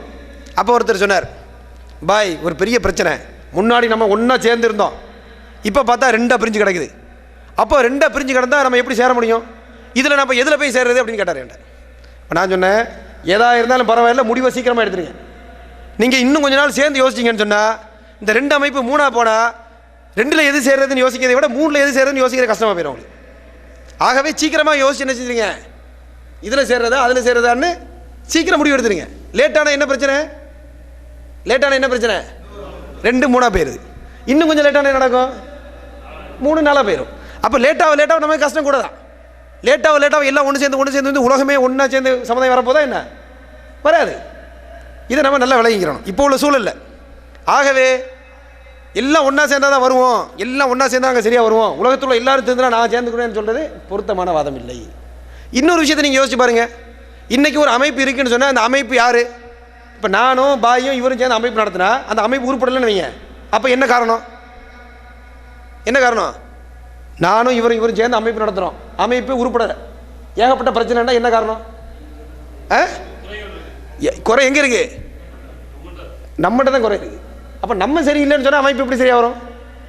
நமக்குள்ளே சரியில்லை, நீங்களும் நானும் சேர்ந்து அமைப்பு நடத்தும் பொழுது சரியில்லைன்னு சொன்னால் எங்கே பிரச்சனை இருக்குது? நம்மளுடைய லெவல் அப்படி இருக்குன்னு அர்த்தம். நம்ம எல்லாம் பெர்ஃபெக்ட் மாதிரி, நம்ம எல்லாம் வானத்திலேருந்து வந்து சுத்தமாக எல்லா வகையிலையும் குழப்பமே இல்லாத தெளிவான மக்கள் மாதிரி அமைப்பில் எந்த பிரச்சனையும் இருக்கக்கூடாது. அல்லது ஒரு 4 சகோதரர் சேர்ந்து வேலை செய்கின்ற பொழுது அதில் இந்த மிஸ்டேக் அந்த மிஸ்டேக் இந்த மிஸ்டேக்னு சொல்கிறோமே, ஒன்றிட்டு தனிப்பட்ட போல அந்த மிஸ்டேக் இருக்கா இல்லையாப்பா? அதை விட அதிகமான மிஸ்டேக் நம்மள்ட்ட இருக்குது. ஏன்னா அமைப்பு யார்? நம்ம தான் அமைப்பு. சில பேர் சொல்லுவார்கள், இதையெல்லாம் சமுதாயத்தில் அந்த சமுதாய மக்கள் செயல்படுத்த வேண்டும், இதை சமுதாயம் கவனிக்க வேண்டும். சமுதாயம் இந்த யார் சமுதாயம் கேட்குறேன்? நீங்கள் நானும் தானே சமுதாயம், நீங்கள் நானும் தானே அதை செய்ய வேண்டும். இதை செய்ய வேண்டும் என்று உனக்கு தெரிஞ்சால் பொறுப்பு யாருக்கு அதிகம் கூட? இதை செய்ய வேண்டும் சமுதாயம் என்று தெரிந்தால் அதை செயல்படுத்த வேண்டிய பொறுப்பு யாருக்கு அதிகம் இருக்கிறது? யாருக்கு தெரியுதோ அவருக்கு அதிகம் பொறுப்பு இருக்கிறது. அப்போ அவர் எப்படி வெளியே நின்றுக்கிட்டு சமுதாயம் செய்ய வேண்டும் என்று சொல்ல முடியும்? இந்த அடிப்படைகளை தெளிவாக விளங்கிக் கொள்ள வேண்டும். இப்போ இந்த வகையில் பார்க்கின்ற பொழுது அமைப்புகள் என்று வருகின்ற பொழுது நமக்கு மத்தியில் சேர்ந்து செயல்பட வேண்டும் என்ற ஒரு அடிப்படை நம்ம விளங்கிக் கொள்கின்றோம். சேர்ந்து செயல்பட வேண்டும் என்று சொன்னால் நமக்குள்ள ஒரு பிணைப்போடு தகராறு பிரச்சனைகள் எல்லாம் வராமல் செயல்படுவது எப்படி? இந்த விஷயத்தை நம்ம விளங்கிக் கொள்ள வேண்டும். இது ஒரு டீம் ஸ்போர்ட் மாதிரி. இஸ்லாமிய அமைப்பிலே இஸ்லாமிய செட்டப்பில் மக்களோடு சேர்ந்து ஒரு சகோதர பாசத்தோடு செயல்படுவது என்பது ஒரு டீம் ஸ்போர்ட் மாதிரி. டீம் ஸ்போர்ட்டுக்கும் தனிப்பட்ட ஒரு இண்டிவிஜுவல் ஸ்போர்ட்டுக்கும் என்ன டிஃப்ரென்ஸு? இண்டிவிஜுவல் ஸ்போர்ட்டில் தனிப்பட்ட ஒருவன் திறமைசாலியாக இருந்தால் பரவாயில்லை. டீம் ஸ்போர்ட்டில் எப்படி? ஒருவனுடைய திறமை ஒரு டீமை ஜெயிக்க வைக்காது. தனிப்பட்ட முறையில் திறமைகள் சரியான முறையில் பயன்படுத்தப்பட்டால் டீம் ஜெயிக்கும். ஆனால் டீமை விட ஒருவன் தனிமையாக இருக்கக்கூடிய ஒருவன் ஸ்பெஷலாக கவனிக்கப்பட்டால் டீம் என்ன ஆகும்? தோத்துவிடும் என்பதை விளங்கிக் கொள்ள வேண்டும். அப்போ டீம் தான் யார் ஸ்ட்ராங்கு? தனி மனிதனை விட டீம் தான் முக்கியத்துவம் வாய்ந்தது. தனி மனிதனை விட அந்த அமைப்பு அல்லது அந்த ஒரு குழு தான் முக்கியத்துவம் வாய்ந்தது என்பதை விளங்கிக் கொள்ள வேண்டும். இப்போ இந்த வகையில் நாம் செயல்படுகின்ற பொழுது நமக்கு மத்தியிலே எந்த அடிப்படையில் செயல்படுகிறோம் என்ற தெளிவுகள் இருக்கும் என்று சொன்னால் நாம் என்ன செய்யலாம்? சேர்ந்து செயல்படக்கூடிய அந்த ரகசியங்களை நாம் கற்றுக்கொள்ளலாம். சில பேர் நினைப்பாங்க சேர்ந்து செயல்பட வேண்டும் என்று சொன்னால் நான் எல்லாரோடையும் சேர்ந்து செயல்பட தயார், மற்றவங்க எல்லாம் கரெக்டாக நடந்தான்னு வைங்க, நான் கிளீனாக மக்களோடு சேர்ந்து செயல்படுவேன் என்று சொல்லுவார்கள். இது சாத்தியமா? உலகத்தில் உள்ள மற்ற பார்ட்டி எல்லாம் கரெக்டாக நடந்தால் நான் சேர்ந்து கரெக்டாக நடப்பேன் என்று சொன்னால் இது நடக்கக்கூடிய காரியமா? நடக்கக்கூடிய காரியம் இல்லை. மற்றவர்கள் எல்லாம் சரியாக நடப்பது நமது கண்ட்ரோலில் இருக்குதா? நம்ம சரியாக நடப்பது நம்ம கண்ட்ரோல் இருக்குதா? அல்லது நம்ம அட்ஜஸ்ட் பண்ணி போகிறது நம்ம கண்ட்ரோல் இருக்குதா? எது கண்ட்ரோல் இருக்குது? நம்ம கண்ட்ரோல் எது இருக்குது? நம்ம சரியாக அட்ஜஸ்ட் பண்ணி போகிறத நம்ம கண்ட்ரோல் இருக்கா? இல்லாமல் இந்த பாய் அந்த பாய் அந்த பாய் இது இவ்வளோ பேர் சரியாக நடக்கிறது என் கண்ட்ரோல் உள்ள விஷயம் இல்லை. இப்போ இப்படிப்பட்ட சில அடிப்படைகளை நாம் சரியாக விளங்கி கொண்டோம் என்று சொன்னால் சேர்ந்து செயல்படுவது எப்படி என்பதை நாம் புரிந்து கொள்ளலாம். முதலில் விளங்க வேண்டிய அடிப்படை என்ன? நாம் எதற்காக இந்த விஷயங்களை செயல்படுத்துகிறோம்? நாம் ஒரு தாவா பணியிலே நம்ம சகோதரோடு சேர்ந்து செயல்படுகிறோம் என்று சொன்னால் எதற்காக நாம் சேர்ந்து செயல்படுகிறோம்? மக்கள் மத்தியிலே இந்த அமைப்பிலே நான் மிகப்பெரிய பொறுப்பாளர் என்பதற்காகவா, அல்லது மக்கள் மத்தியில் நான் பிரபலமாக இருக்க வேண்டும் என்பதற்காகவா, அல்லது அல்லாஹுடைய திருப்பொருத்தம் கிடைக்க வேண்டும் என்பதற்காகவா? இந்த அடிப்படையை நாம் விளங்கிக் கொள்ள வேண்டும். அல்லாஹுடைய திருப்பொருத்தத்திற்காக நாம் செயல்படுகிறோம் என்று இறங்கினால் மக்கள் ஏசினாலும் பேசினாலும் போற்றினாலும் தூற்றினாலும் அது நமக்கு பாரதூரமான எந்த பாதிப்பையும் ஏற்படுத்தக்கூடாது. ஏற்படுத்தினால் நம்மளுடைய அந்த இஹ்லாஸை, நமது எண்ணத்தை நாம் மீண்டும் மீண்டும் சரிப்படுத்த வேண்டிய அவசியத்திலே இருக்கிறோம். இந்த இஹ்லாஸ் என்பது ஒரு அடிப்படையான விஷயம். இதை பற்றி நான் பெரிய அளவில் பேச விரும்பவில்லை. இது ஒரு அடிப்படையான விஷயம். அடுத்து நபிகள் நாயகம் ஸல்லல்லாஹு அலைஹி வஸல்லம் அவர்களுடைய அந்த செயல்பாடு மக்களோடு எப்படி இருந்தது என்பதை பார்க்கின்ற பொழுது ஏன் அந்த மக்கள் அப்படிப்பட்ட ஒரு கட்டுக்கோப்பான அமைப்போடு செயல்பட்டார்கள் என்ற ரகசியத்தை நாம் புரிந்து கொள்ள முடியும். அல்லாஹ் சுப்ஹானஹு வ தஆலா திருக்குர்ஆனிலே 3வது அத்தியாயத்தில் 159வது வசனத்திலே அழகாக சொல்லி காட்டுகின்றான். நபிகள் நாயகத்தை பார்த்து அல்லாஹ் சுப்ஹானஹு வ தஆலா சொல்லுகின்றான், ஃபபிமா ரஹ்மத்தின் மினல்லாஹி லின்தலஹும். நபியே, நீங்கள் அல்லாஹுடைய மிகப்பெரிய கிருபையினால் நளினமானவராக இருக்கிறீர்கள், மென்மையான சுபாவமுடையவராக நீங்கள் இருக்கிறீர்கள். ஒலவ் குந்த ஃபத்தன் கலீலல் கல்வி லன் ஃபத்து மின் ஹவுலிக். நீங்கள் மட்டும் கடுகடுப்பானவராக, அதாவது பேச்சிலே ஒரு கடுகடுப்பு, மனதளவிலே ஒரு கடின சித்தம், இப்படி உடைய ஒரு பண்பாடோடு நீங்கள் இருந்தால், இப்படிப்பட்ட பழக்க வழக்கத்தோடு உடையவர்களாக நீங்கள் இருந்தால், லன் ஃபத்து மின் ஹவுலிக், உங்களை விட்டு அந்த மக்கள் விரண்டு ஓடி இருப்பார்கள் என்று அல்லாஹ் சொல்கிறார். வாஃபு அன்ஹும் வஸ்தக்ஃபிர் லஹும், நீங்கள் அவர்களை மன்னித்து விடுங்கள், அவர்களுக்காக இறைவனிடம் பாவ மன்னிப்பு தேடுங்கள் என்று அல்லாஹ் சொல்வதை பார்க்கிறோம். இங்கே நல்லா யோசிச்சு பாருங்க. உலகத்திலே நற்பண்புக்கு ஒரு உதாரண புருஷர் இருந்தால் யார் அது? நற்பண்புக்கு ஒரு சொந்தக்காரர், நற்பண்புக்கு ஒரு எக்ஸாம்பிள் யாரை காட்ட முடியும்? நபிகள் நாயகம் ஸல்லல்லாஹு அலைஹி வஸல்லம் அவர்கள். இந்த இடத்துல அல்லாஹ் சுப்ஹானஹு வ தஆலா இந்த நபிகளை பார்த்து ஒரே ஒரு பண்பை தனிமைப்படுத்தி சொல்கின்றார். அந்த பண்பு என்ன? நீங்கள் மட்டும் மென்மையான சுபாவத்தை மேற்கொள்ளாமல் கடின சித்தத்தோடு கடுகடுப்பான பேச்சு, ஒரு முகத்தை திருப்பக்கூடிய முறை, ஒரு கடுகடுப்பான எண்ணம், இந்த ஸ்டைல் மட்டும் உங்கள்ட்ட இருந்தால் லன் ஃபத்து மின் ஹவுலிக், உங்களை விட்டு அவர்கள் விரண்டோடி இருப்பார்கள். யார் விரண்டோடி இருப்பார்கள்? யார்? ரசூலுல்லாஹ் யார் விரண்டோடி இருப்பாங்க? சஹாபாக்கள் விரண்டோடி இருப்பார்கள். சஹாபாக்களுடைய பண்பு எப்படி? உங்களையும் நம்மளையும் போல உள்ள பண்பா? அவர்கள் ரசூலுக்காக உயிரையும் தியாகம் செய்வதற்கு தயார். மார்க்கத்திற்காக நம்ம பார்த்தோம், அவர்கள் ஒருவருக்கொருவர் அந்த அளவுக்கு பிணைப்போடு இதை எல்லாத்தையும் தியாகம் செய்வதற்கு தயாராக இருந்தார்கள். அந்த மக்கள் அவர்கள் ஓடி இருப்பார்கள் என்று சொன்னால், இந்த மென்மையான அடிப்படையிலே மக்கள் மத்தியிலே பழகுவது, பேசுவது என்பது குறிப்பாக ஒரு சகோதரர்கள் சேர்ந்து ஒரு அமைப்பாக செயல்பட்டால் அதனுடைய பொறுப்பாளர்களுக்கு மிக முக்கியமான பண்பு இருக்கிறது, மிக முக்கியமான பங்கு இருக்கிறது என்பதை விளங்கிக் கொள்ள வேண்டும். பொறுப்பாளர்கள் பக்குவமாக நடக்கவில்லை என்று சொன்னால் நிச்சயமாக அந்த அமைப்பிலே மக்கள் சேர்ந்து இருக்க மாட்டார்கள். அல்லாஹ் ரசூல்டே சொல்கிறான், நீங்கள் ரஃப் அண்ட் டஃபாக நடந்தால் அந்த மக்கள் ஓடி போவார்கள் என்று சொன்னால், நீங்களும் நானும் கடுகடுப்பாக நடந்தால் யாராவது இருப்பாங்களா? சாத்தியமே இல்லை என்பதை விளங்கிக் கொள்ள வேண்டும். அதற்கு பிறகு அடுத்து அல்லாஹ் சுப்ஹானஹு வ தஆலா ஒரு விஷயத்தை சொல்கின்றான், கட்டளையாக சொல்கின்றான், வாஃப் அன்ஹும் வஸ்தக்ஃபிர் லஹும். நீங்கள் ஃபாஃப் அன்ஹும் வஸ்தக்ஃபிர் லஹும், நீங்கள் அந்த மக்களை மன்னித்து விடுங்கள், அவர்களுக்காக பாவ மன்னிப்பு தேடுங்கள். இந்த யஃபு அன்ஹும் என்று சொல்லக்கூடிய இந்த விஷயத்தை பொறுத்த வரைக்கும் விளக்கம் எழுதுகிறார்கள், தனிப்பட்ட பர்சனலான உள்ள விஷயங்கள். என்னை ஒருவர் தனிப்பட்ட முறையில் திட்டிவிட்டார், இதை நான் மன்னிச்சு விட்டுறணும் என்று சொல்லப்படுகிறது. ஒஸ்தக்ஃபிர் லஹும் என்று சொன்னால் அவர்கள் மார்க்க ரீதியாக ஏதாவது குற்றம் குறைகள் செய்திருந்தால் அவர்களுக்காக அல்லாஹ்விடம் பாவ மன்னிப்பு தேடுவது. அப்போ எனக்கு தனிப்பட்ட முறையில் ஏதாவது தவறு நடந்தால் அதை நான் மன்னித்து விட வேண்டும். அதே போல அல்லாஹ்விடம் அவர்களுக்காக பாவ மன்னிப்பு தேட வேண்டும். இப்படிப்பட்ட முறையை பின்பற்றுங்கள் நபிகள் நாயகம் ஸல்லல்லாஹு அலைஹி வஸல்லம் அவர்களுக்கு அல்லாஹ் சுப்ஹானஹு வ தஆலா கட்டளையிடுகின்றார். இந்த அடிப்படையிலே அவர்கள் நடந்த காரணத்தினால்தான் அங்கே என்ன இருந்தது, அந்த மக்களுடைய அந்த ஜமாத் அந்த அமைப்பு அவ்வளவு நெருக்கத்தோடும் பிணைப்போடும் இருந்தார்கள் என்பதை விளங்கிக் கொள்ள வேண்டும். இப்போ நம்மளுடைய ஒரு அமைப்பில் எப்படி இருக்குது, மக்களுடைய செயல்பாடு எப்படி இருக்கிறது என்று யோசித்து பார்த்தீங்கன்னு சொன்னால், யாராவது பொறுப்பில் இருக்கக்கூடியவர்கள் தாங்கள் தான் அந்த முழு ஏரியாவுக்கும் கவர்னராக இருப்பதை நினைத்துக் கொண்டு செயல்படக்கூடிய மக்களும் இருக்கிறார்கள். நம்ம ஊரில் நீங்கள் பாருங்கள், ஒரு பள்ளிவாசலுக்கு முத்தவள்ளினா அவருடைய செயல்பாடு எப்படி இருக்குது. சில பேர் சொல்லுவாங்க, பெரிய பெரிய அரசியல் தலைவர்கள், சில பேருடைய பேரை நான் சொல்ல விரும்பல பள்ளிவாசல் இருக்கிறனால, பெரிய பெரிய அரசியல் இவங்கெல்லாம் பெரிய மோசடி பண்ணுறாங்க, திமிரு பிடித்து அலைகிறார்கள். நான் சொன்னேன், அவங்களெலாம் உண்மையிலே திமிரு பிடிச்ச அலையல்ல. ஒரு சின்ன ஒரு முகல்லால் இருக்க பள்ளிவாசலுடைய முத்தவள்ளி, நம்ம முத்தவள்ளி, அவருடைய ஸ்டைலை நீங்கள் பார்த்தீங்கன்னு சொன்னால், இந்த முத்தவள்ளியை நீங்கள் சீஃப் மினிஸ்டர் ஆக்கினா இன்றைக்கி சீஃப் மினிஸ்டராக இருக்கக்கூடியவன் செய்வதை விட ஒரு 5 அல்லது 10 மடங்கு அதிகமான வரம்பு மீறுதலை செய்வார்கள் என்பதில் சந்தேகம் இல்லை. அதனால தான் அல்லாஹ் அந்த முத்தவள்ளியோடு நிறுத்திட்டான். அப்போ ஒரு சின்ன முத்தவள்ளியாக இருக்கக்கூடிய நமக்கு என்ன தோன்றுகிறது, இந்த மொத்த ஏரியாவே நம்ம கண்ட்ரோல் இருப்பதாக நினைக்கிறார்கள். அப்படி இருக்கும் பொழுது எப்படி அந்த மக்கள் பிணைப்போடு இருப்பார்கள்? ரசூல் ஸல்லல்லாஹு அலைஹி வஸல்லம் அவர்கள் அல்லாஹ்வினால் இறைத்தூதர் அனுப்பப்பட்டவர்கள், அவர்கள் அந்த அளவுக்கு நற்பண்புக்கு சொந்தக்காரர்கள். இவங்கள்டையே மக்கள் ஒட்ட மாட்டார்கள் சொன்னால், நம்மை போன்ற சாதாரண சாமானியர்களுக்கு மத்தியிலே மக்கள் சேர்ந்து இருக்க வேண்டும் என்றால் அந்த பண்பு அப்படி இருக்க வேண்டும், அந்த மென்மைத்தன்மை தேவை என்பதை சொல்லப்படுகிறது. இன்னும் நீங்கள் நன்றாக யோசித்து பாருங்கள், உலகத்திலே மிக மோசமான ஒருவனுக்கு உதாரணம் ஃபிரௌன். இந்த ஃபிரௌனிடம் மார்க்கத்தை சொல்வதற்காக அனுப்பப்பட்டவர்கள் யார்? மூசா அலைஹிஸ்ஸலாமும் ஹாரூன் அலைஹிஸ்ஸலாம் அனுப்பப்பட்டார்கள். இவங்க 2 பேரும் அல்லாஹ் அனுப்பும்போது எப்படி சொல்லி அனுப்புகிறான் என்று யோசித்து பாருங்கள் சகோதரர். உண்மையிலேயே மிகப்பெரிய பாடம் இதில் இருக்கிறது.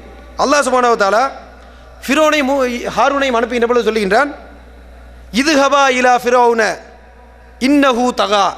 ஃபிரௌன் வரம்பு மீறியவனாக இருக்கிறான், நீங்கள் இருவரும் ஃபிரௌனிடம் போங்கள். போய் என்ன செய்யணும்?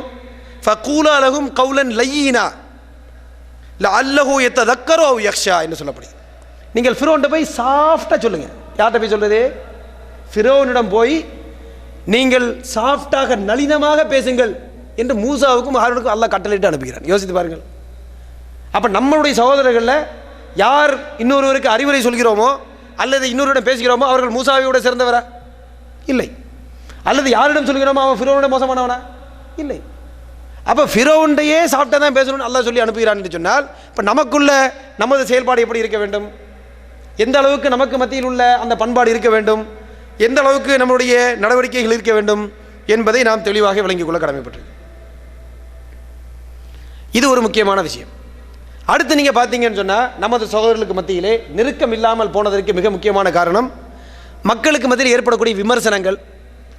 சில பேர் பார்ப்பாங்க, எந்த வேலை செஞ்சாலும் குறை சொல்லிக்கிட்டே இருப்பாங்க. இதுக்கு மாஷா அல்லாஹ் நம்மள்கிட்ட ஒரு டீமே இருக்குது. நம்மளுடைய மக்கள்கிட்ட ஒரு குரூப் இருக்கிறாங்க. அவங்களுடைய வேலை என்ன வேலை? எதை செஞ்சாலும் குறை சொல்கிறதுன்னு ஒரு டீம் இருக்குது. உலகத்திலே ரொம்ப ஈஸியான ஒரு வேலை ஒன்று இருக்குது. அது என்ன தெரியுமா? உலகத்திலே ஈஸியான வேலை ஒன்று இருக்குது. அது என்னது? குறை சொல்கிறது அல்லது கமெண்ட்ஸ் பண்ணுறது. எதை பார்த்தாலும் ஏதாவது ஒரு கமெண்ட்ஸ் கொடுக்குறது. இப்போ நம்ம இதில் செட் பண்ணுவீங்க, இந்த கேமராவை ஏன் எப்படி வச்சிருக்கீங்க, கொஞ்சம் அங்கே வச்சிருக்கக்கூடாதா? என்னமோ இவர் கேமரா ஸ்பெஷலிஸ்ட் மாதிரி பல வருஷமாக ஏதோ 10 படங்கள்லாம் எடுத்து சினிமாவில் கேமராமேனாக இருந்து அனுபவசாலி மாதிரி சொல்லுவார், இந்த கேமரா இந்த ஆங்கிளில் வைக்கணும், மேலே வைக்கணும், கீழே வைக்கணும்னு எதுனாலும் கமெண்ட்ஸ் பண்ணக்கு சில பேர் இருக்கிறாங்க. அந்த மக்களை நீங்கள் பார்த்தீங்கன்னு சொன்னால், இப்போ நம்ம சகோதரர் ஒருத்தர் சமூக பணியில் ஈடுபடுறார் அல்லது தாவா பணியில் ஈடுபடுறார், ஒரு 10 வேலை செய்கிறார். அதில் 4 மிஸ்டேக் வரதான் செய்யும். மிஸ்டேக்கே இல்லாமல் செய்யக்கூடிய அளவுக்கு நம்ம என்ன மிஸ்டேக்கே இல்லாத ஆட்களை நம்ம இல்லை. அப்போ அவர் வந்து சொல்கிறார், என்னங்க பாய் நீங்கள் எவ்வளோ மிஸ்டேக் விட்டுட்டீங்க? அப்போ இவர் கேட்குறாரு அவட்ட, அப்போ நீங்கள் என்ன மிஸ்டேக்கெல்லாம் விடலையா? நான் மிஸ்டேக்கே விடல. யார் குறை சொல்லப்பட்டு மிஸ்டேக்கே விடல. ஏன் அவர் மிஸ்டேக்கே விடல தெரியுமா? ஏன் மிஸ்டேக்கே விடல? அவர் எதையுமே செய்கிறதில்லை. இவர் 10 விஷயத்தை செய்கிறாரு, 4 மிஸ்டேக் விடுறாரு. அவர் வந்து நீங்கள் இந்த மிஸ்டேக் அந்த மிஸ்டேக் இந்த மிஸ்டேக்னு சொல்கிறார். இவரை பொறுத்த வரைக்கும் மிஸ்டேக்கே விடுறதில்லை, குறை சொல்கிற பார்த்து. ஏன் மிஸ்டேக் விடுறதில்லை? அவர் எதையுமே செய்கிறதில்லை. அப்போ மிஸ்டேக் விட வேண்டிய தேவையில்லையே. ஆனால் எதையுமே செய்யாமல் மிஸ்டேக் விடாமல் இருக்கக்கூடிய அந்த விஷயத்தை எல்லாரும் பின்பற்றினால் சமுதாயத்தில் ஏதாவது நடக்குமா?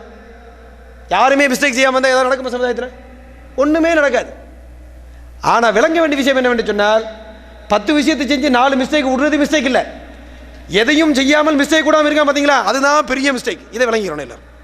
பெரிய மிஸ்டேக் எது? எதையும் செய்யாமல் மிஸ்டேக்கே விடாமல் இருக்கும்னு சொல்கிறான் பார்த்தீங்களா, அப்படி எதையும் செய்யாமல் இருக்கிறதா உள்ளதே பெரிய மிஸ்டேக். இந்த ஒரு அடிப்படையை நாம் தெளிவாக விளங்கிக் கொள்ள வேண்டும். நமது சகோதரர்களை பார்க்குறோம், சில பேர் உண்மையிலேயே அல்லாஹ்வுடைய திருப்பொருத்தத்தை நாடி செயல்பட வேண்டும் என்று வருகிறார்கள். செயல்படும் போது திடீர்னு பார்த்தா அந்த பாயை காணலை.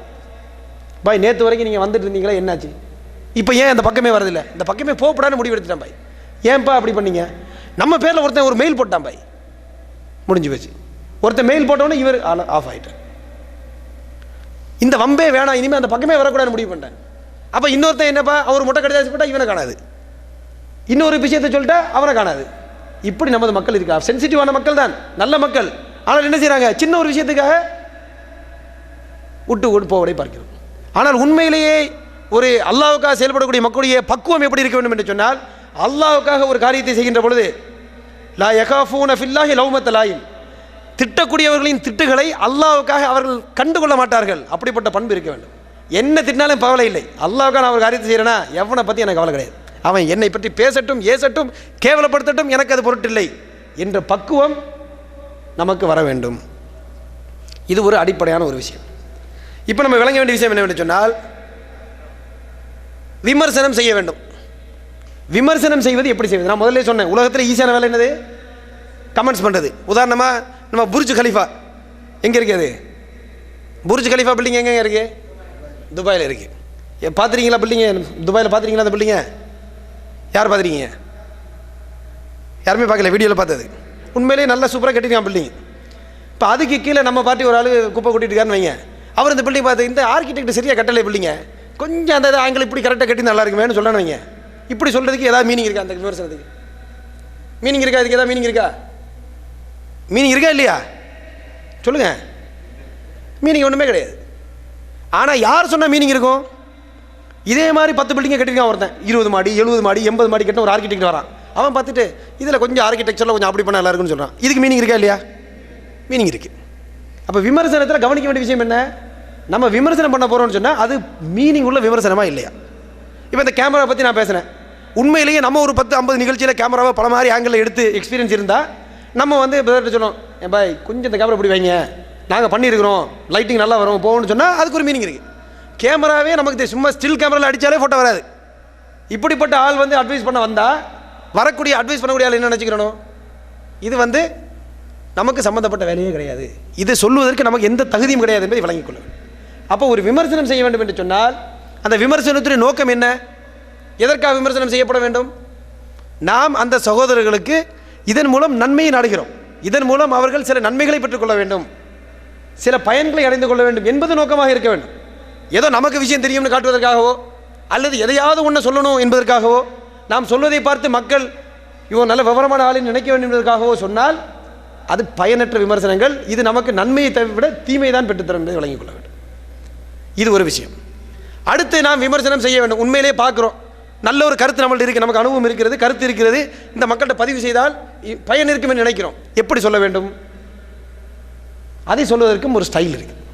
நம்ம போய் ஒரு ரஃப் அண்ட் டஃபா அல்லது சொல்லக்கூடிய ஸ்டைலே மோசமான முறையில் இருந்தது என்று சொன்னால் நிச்சயமாக அந்த விமர்சனத்தை என்ன செய்ய மாட்டார்கள், அந்த அறிவுரையை விமர்சனத்தை அவர்கள் ஏற்றுக்கொள்ள மாட்டார்கள். அப்படி ஏற்றுக்கொள்ளவில்லை என்று சொன்னால் அதில் யாரை குறை சொல்ல வேண்டும்? நம்மளை தான் நம்ம குறை சொல்லி. நபிகளார் ஸல்லல்லாஹு அலைஹி வஸல்லம் அவர்கள் மக்களுக்கு அட்வைஸ் பண்ணுகிறார். ரசூல் ஸல்லல்லாஹு அலைஹி வஸல்லம் அட்வைஸ் எப்படி இருக்கு பாருங்க. ஒரு சந்தர்ப்பத்தில் முஆத் ரலியல்லாஹு அன்ஹு போய் ஒரு விஷயத்தை சொல்கிறாங்க. சொல்லும்போது ஸ்டார்ட் பண்ணுறாங்க, இன்னில உஹிப்புக யா முஆத் என்று சொல்கிறாங்க. ஃபர்ஸ்ட் ரசூல்லா முஆத் அவர்களே உங்களை நான் நேசிக்கிறேன் அப்படின்னு ரசூல்லா சொல்கிறாங்க. யோசிச்சு பாருங்க, ரசூல்லா வந்து நான் உன்னை நேசிக்கிறேன்னு சொன்னால் அதுக்கப்புறம் எதாவது இருக்கா அதுக்கு பேசுறதுக்கு? சஹாபாக்கள் ரசூல்லா எப்படி நேசிப்பாங்க? அப்போ அங்கே வந்து ரசூல்லா சொல்கிறாங்க, நான் உன்னை நேசிக்கிறேன் யா முஆதே என்று சொன்னால் அதோட முஆத் எப்படி இருப்பார், அவருடைய சூழல் எப்படி இருக்கு யோசிச்சு பாருங்க. அவ்வளவுதான் டோட்டல். அதுக்கப்புறம் ரசூல்லா எதை சொன்னாலும் முழுக்க கட்டுப்படுவார். ஏன்னா ரசூல்லாவுடைய நேசம் என்பதற்கு விலை மதிப்பே கிடையாது. இதுக்கு ஏதாவது ஒரு விலையை நம்ம சொல்ல முடியுமா? ஒன்றுமே இல்லை. இப்போ ரசூல் அப்படி ஒரு வார்த்தை சொல்கிறாங்க, சொல்லிட்டு ஒரு அட்வைஸ் பண்ணுறாங்க, நீங்கள் தொழுகையின் முடிவில் இப்படிப்பட்ட விஷயத்தை பின்பற்றுங்கள். ஒரு வாழ்க்கையில் என்னைக்காவது அதை மறப்பார் அவர், என்னைக்காவது விடுவார் அவர்? யோசிச்சு பாருங்கள். இப்போ ரசூல்லா மாதிரி அந்தஸ்தில் உள்ள அந்த ஒரு மாமனிதர் எப்படி ஒரு அட்வைஸ் பண்ணுறான்னு பாருங்க. அதே போல் இன்னொரு சந்தர்ப்பத்தில் சாத் இப்னு அபி வக்காஸ் அவங்கள்ட்ட சொல்கிறாங்க, ரசூல்லா எப்படி ஒரு வார்த்தை யூஸ் பண்ணுறாங்க, ஃபிதாக்க அபி ஓ உம்மி யா சாத், இருமி யா சாத் என்று சொல்கிறார்கள். என்னுடைய தாயின் தந்தை உங்களுக்கு அர்ப்பணமாகட்டும், நீங்கள் அம்பை எறிங்க என்று சொல்கிறார்கள் சாது. அப்போ எப்படி இருக்கும் யோசிச்சு பாருங்க அவருடைய சூழல்.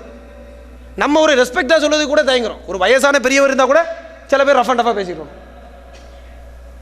அப்போ ரசூலுடைய பண்பு எப்படி இருக்குது? அப்போ இப்படி சொன்னால் அந்த மக்கள் ரசூலோட எப்படி ஒரு நெருக்கமாக இருப்பாங்க? ரசூலாக உயிரை கொடுக்கிறார்கள், கொடுக்கக்கூடிய அளவுக்கு அவர்கள் இருக்கிறார்கள் சொன்னால் அங்கே விஷயம் இருக்குது. சும்மா இல்லை ரசூலாக உயிரை கொடுக்குறா உயிரை எப்படி? அதில் விஷயம் இருக்கிறது. அவங்களுடைய பழக்கம், பண்பாடு, நடவடிக்கை, அவங்களுடைய அந்த பர்சனாலிட்டி, பல விஷயம் இருக்குது. இந்த விஷயங்கள் நமக்கு படிப்பினையை தர வேண்டும். இது ஒரு விஷயம். இதில் இன்னொரு விஷயம் என்னவென்று சொன்னால், இந்த நாக்கு இருக்குது பார்த்தீங்களா, நாக்கு பெரிய ப்ராப்ளம். பல பிரச்சனைக்கு இதுதான் காரணம், இந்த நாவு தான் காரணம். குடும்பத்தில் எல்லாம் ஒன்றா இருப்பான், அப்புறம் யாரும் பேச்சுவார்த்தை கிடையாது. என்ன காரணம்? என்னது? நாக்கு. தேவையில்லாமல் அது இதுன்னு கூட குறைய பேசினா அதோட உறவே இல்லாமல் அது முடிஞ்சிடும். இப்போ நாக்கை பற்றி சொல்லுகின்ற பொழுது நபிகளார் ஸல்லல்லாஹு அலைஹி வஸல்லம் நமக்கு எல்லாத்துக்கும் ஒரு அட்வைஸ் கொடுக்குறாங்க. என்ன அட்வைஸ்? மன்கான் யுமினு பில்லாஹி வல் யௌமில் ஆகிரி ஃபல்யகுல் ஹைரா அவு லியஸ்முத். நீங்கள் வாயை திறந்து பேசினா என்ன தான் பேசணும்? நன்மையான விஷயத்தை பேச வேண்டும். இல்லை என்றால் வாய் மூடி மௌனமாக இருக்க வேண்டும். இப்போ நம்ம நல்லா யோசித்து பார்த்தோன்னு வைங்க, வாய் மூடி மௌனமாக இருக்க முடியுமா நம்ம மக்களால்?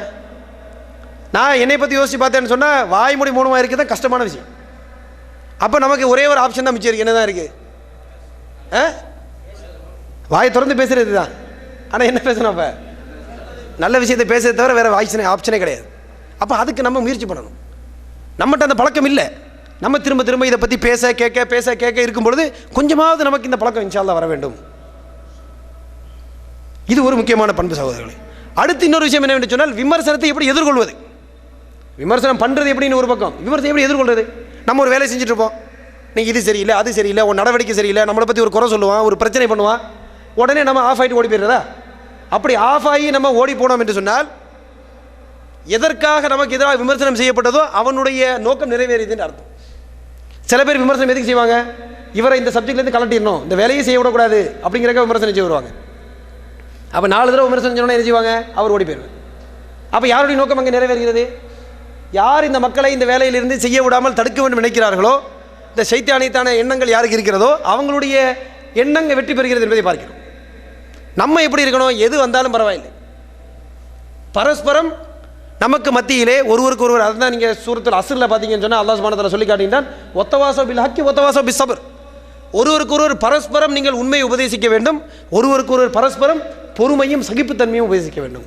ஒரு சவருக்கு கஷ்டமா, இன்னொரு சவர் அவருக்கு தோள் கொடுக்கணும். கவலைப்படாதீங்க, அல்லாஹ்வுக்காக நம்ம இறங்கி இருக்கிறோம். இந்த கஷ்டம்லாம் சகஜம்தான். நம்ம ரசூலுல்லாஹ்வுக்கு வராத கஷ்டமா, அல்லது நமக்கு முன்னாடி வந்த பெரும் பெரும் தலைவர்களுக்கும் இஸ்லாமிய அறிஞர்களுக்கும் வராத கஷ்டமா நமக்கு வந்துருச்சு என்ற இந்த ஒரு பரஸ்பர அந்த மக்களுக்கு மத்தியில் அறிவுரைகள், மக்களுக்கு ஆறுதல் சொல்வது, இந்த அடிப்படையில் யாரும் என்ன செஞ்சிடக்கூடாது? உள்ளே வந்து மக்களோடு சேர்ந்து செயல்பட வேண்டிய மக்களை வந்து போய்விடக்கூடாது, நம்ம விலகி போயிடக்கூடாது.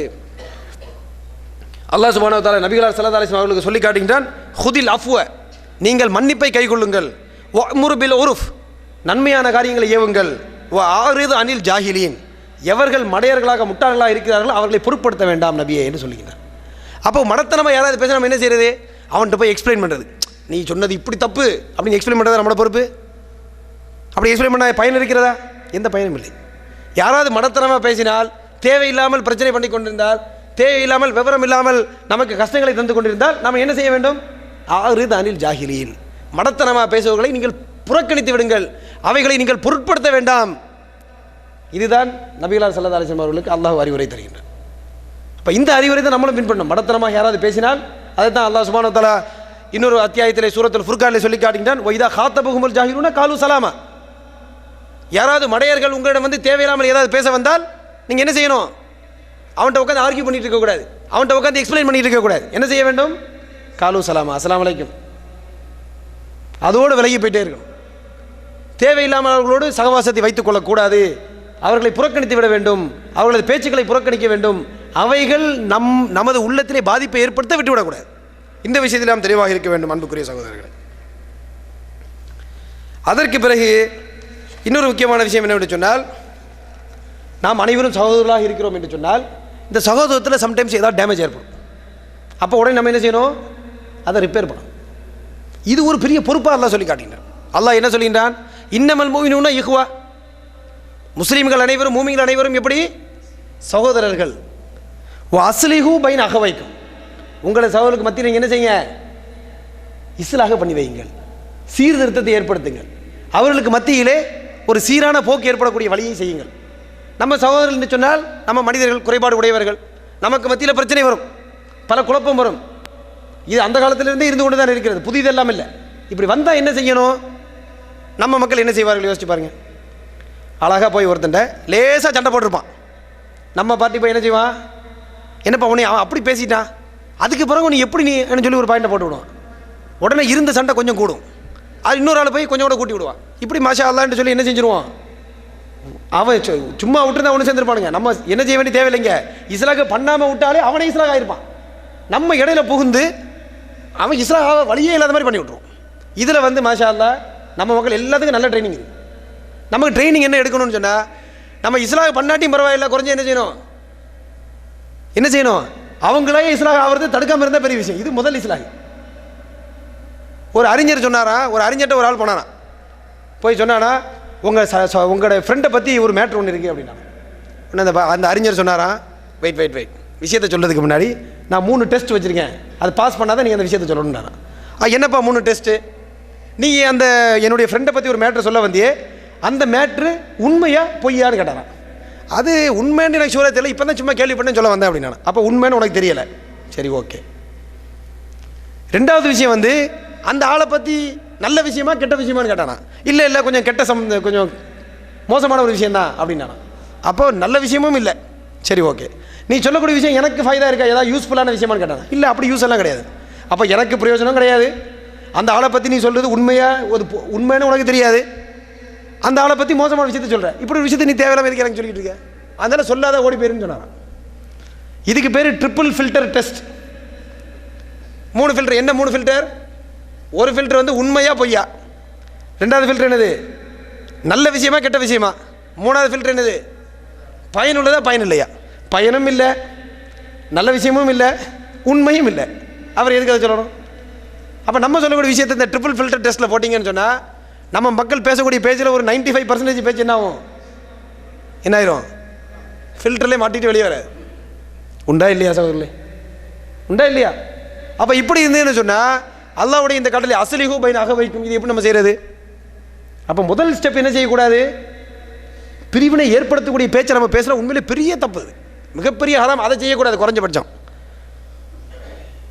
அடுத்தது இஸ்லாஹ் பண்ணுவது எப்படி?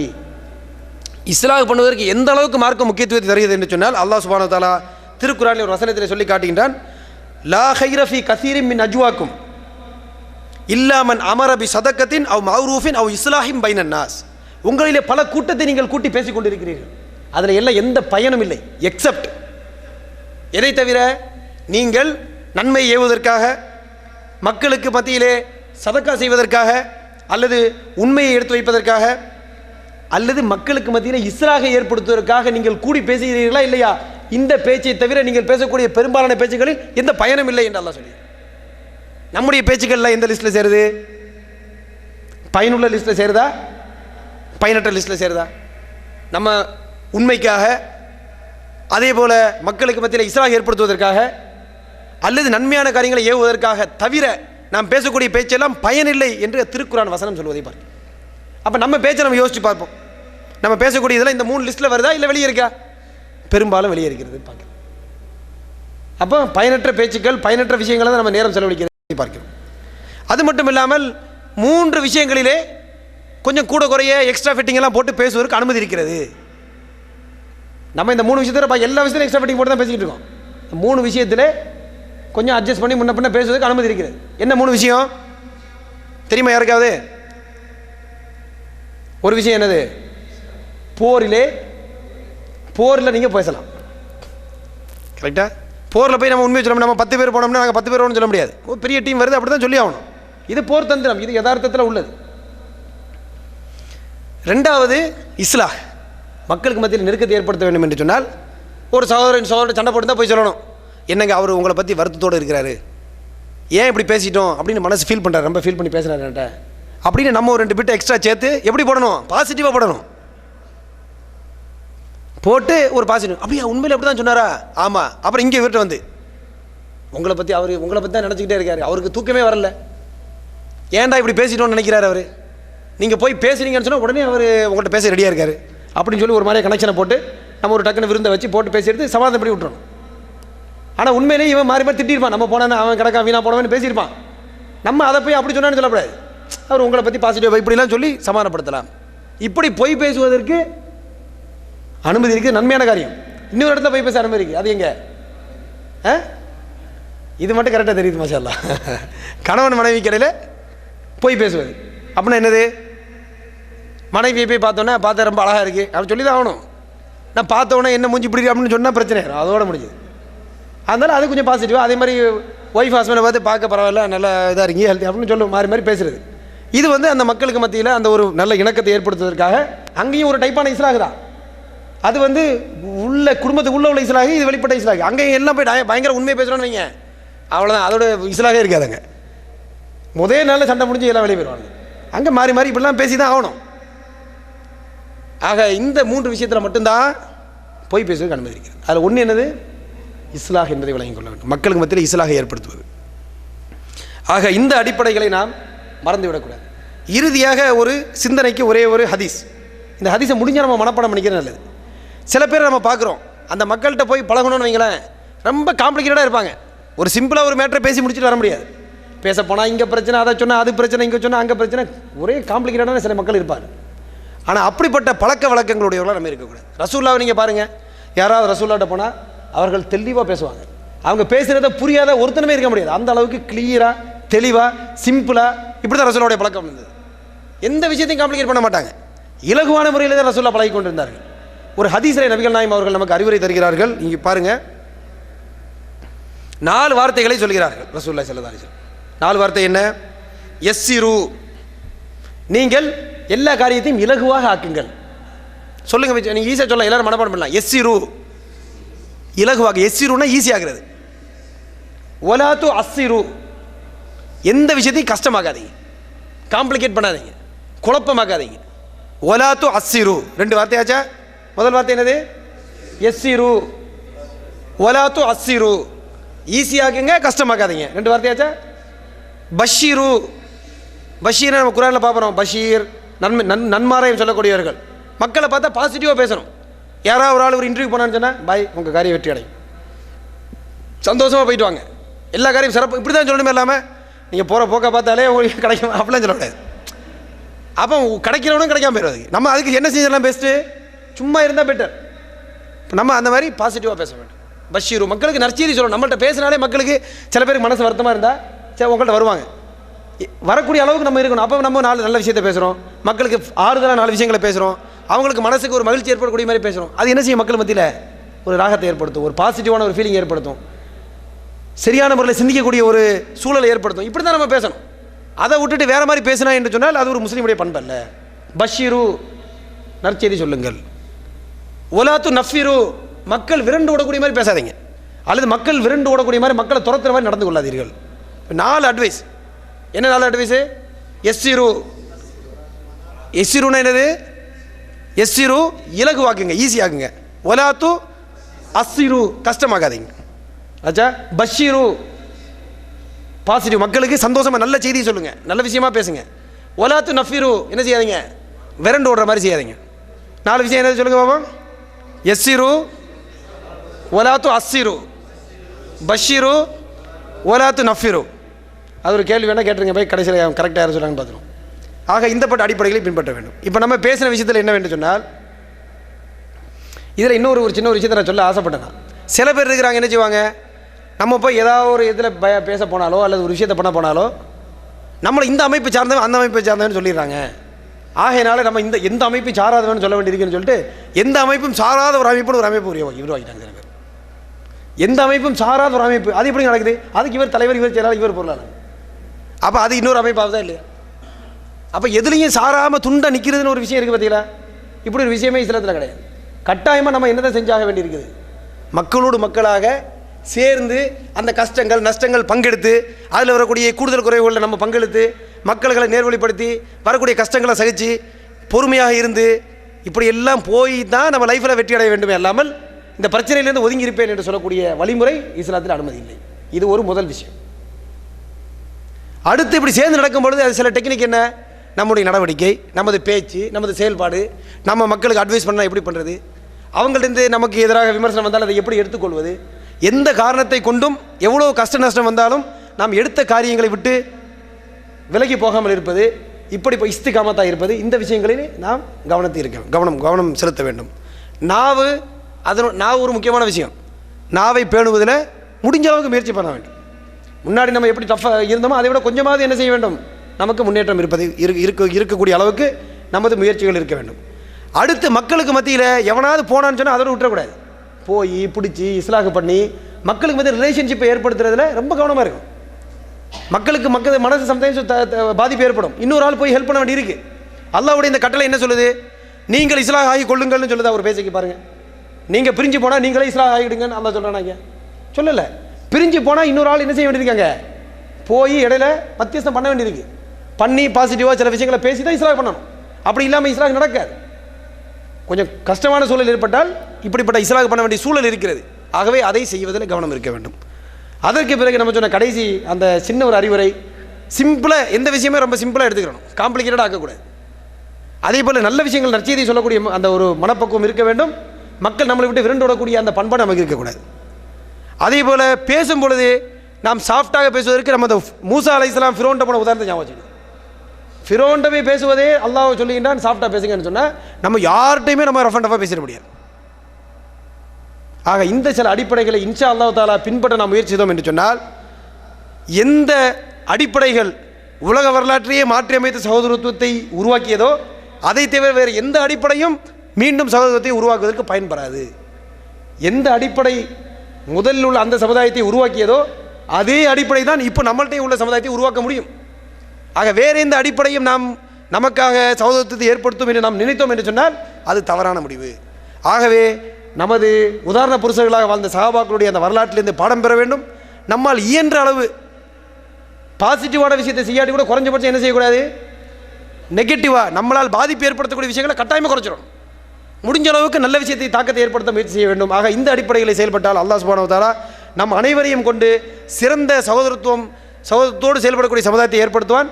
பிறகு பல்வேறு அமைப்புகளாக மக்கள் பல காரியங்களை பல மக்கள் செய்தால் கூட ஒரு ஓவரால் நமக்கு மத்தியில் எப்படி இருக்கும், ஒரு இணைப்போடு ஒரு பிணைப்போடு சேர்ந்து மொத்த முஸ்லீம் சமுதாயத்துடைய முன்னேற்றத்திற்கு பாடுபடக்கூடிய சகோதர வாஞ்சையோடு உள்ள ஒரு சமூகத்தை அல்லாஹ் கட்டியெழுப்ப உதவுவான். இப்படிப்பட்ட முறையிலே நமது செயல்பாடுகள் இருப்பதற்கும் இப்படிப்பட்ட சிறந்த சமுதாயமாக நாம் மாறுவதற்கும் அல்லாஹ் சுப்ஹானஹு வ தஆலா தௌஃபீக் தந்தருள வேண்டும். வாஹிர் தாவானா அல்ஹம்துலில்லாஹி ரப்பில் ஆலமீன். அஸ்ஸலாமு அலைக்கும் வரஹ்மத்துல்லாஹி வபரகாத்துஹு. ஜஸாக்கமுல்லாஹ் அஹ்ஸனுல் ஜஸா. அன்பார்ந்த சகோதரர்களே, ஒரு முக்கியமான இந்த சகோதரத்துவத்தை பற்றி சகோதரர் அவர்கள் சிறப்பான உரையாற்றினார்கள். அவர்களுடைய இல்மும் இந்த இம்மை வாழ்வும் மறுமை வாழ்வும் அவர்களுடைய குடும்ப வாழ்வும் குடும்பத்தினருக்கும் அல்லாஹ் தஆலா என்றென்றும் அருள் புரிவானாக. அல்ஹம்துலில்லாஹி ரப்பில் ஆலமீன். அஸ்ஸலாமு அலைக்கும் வரஹ்மத்துல்லாஹி வபரகாத்துஹு.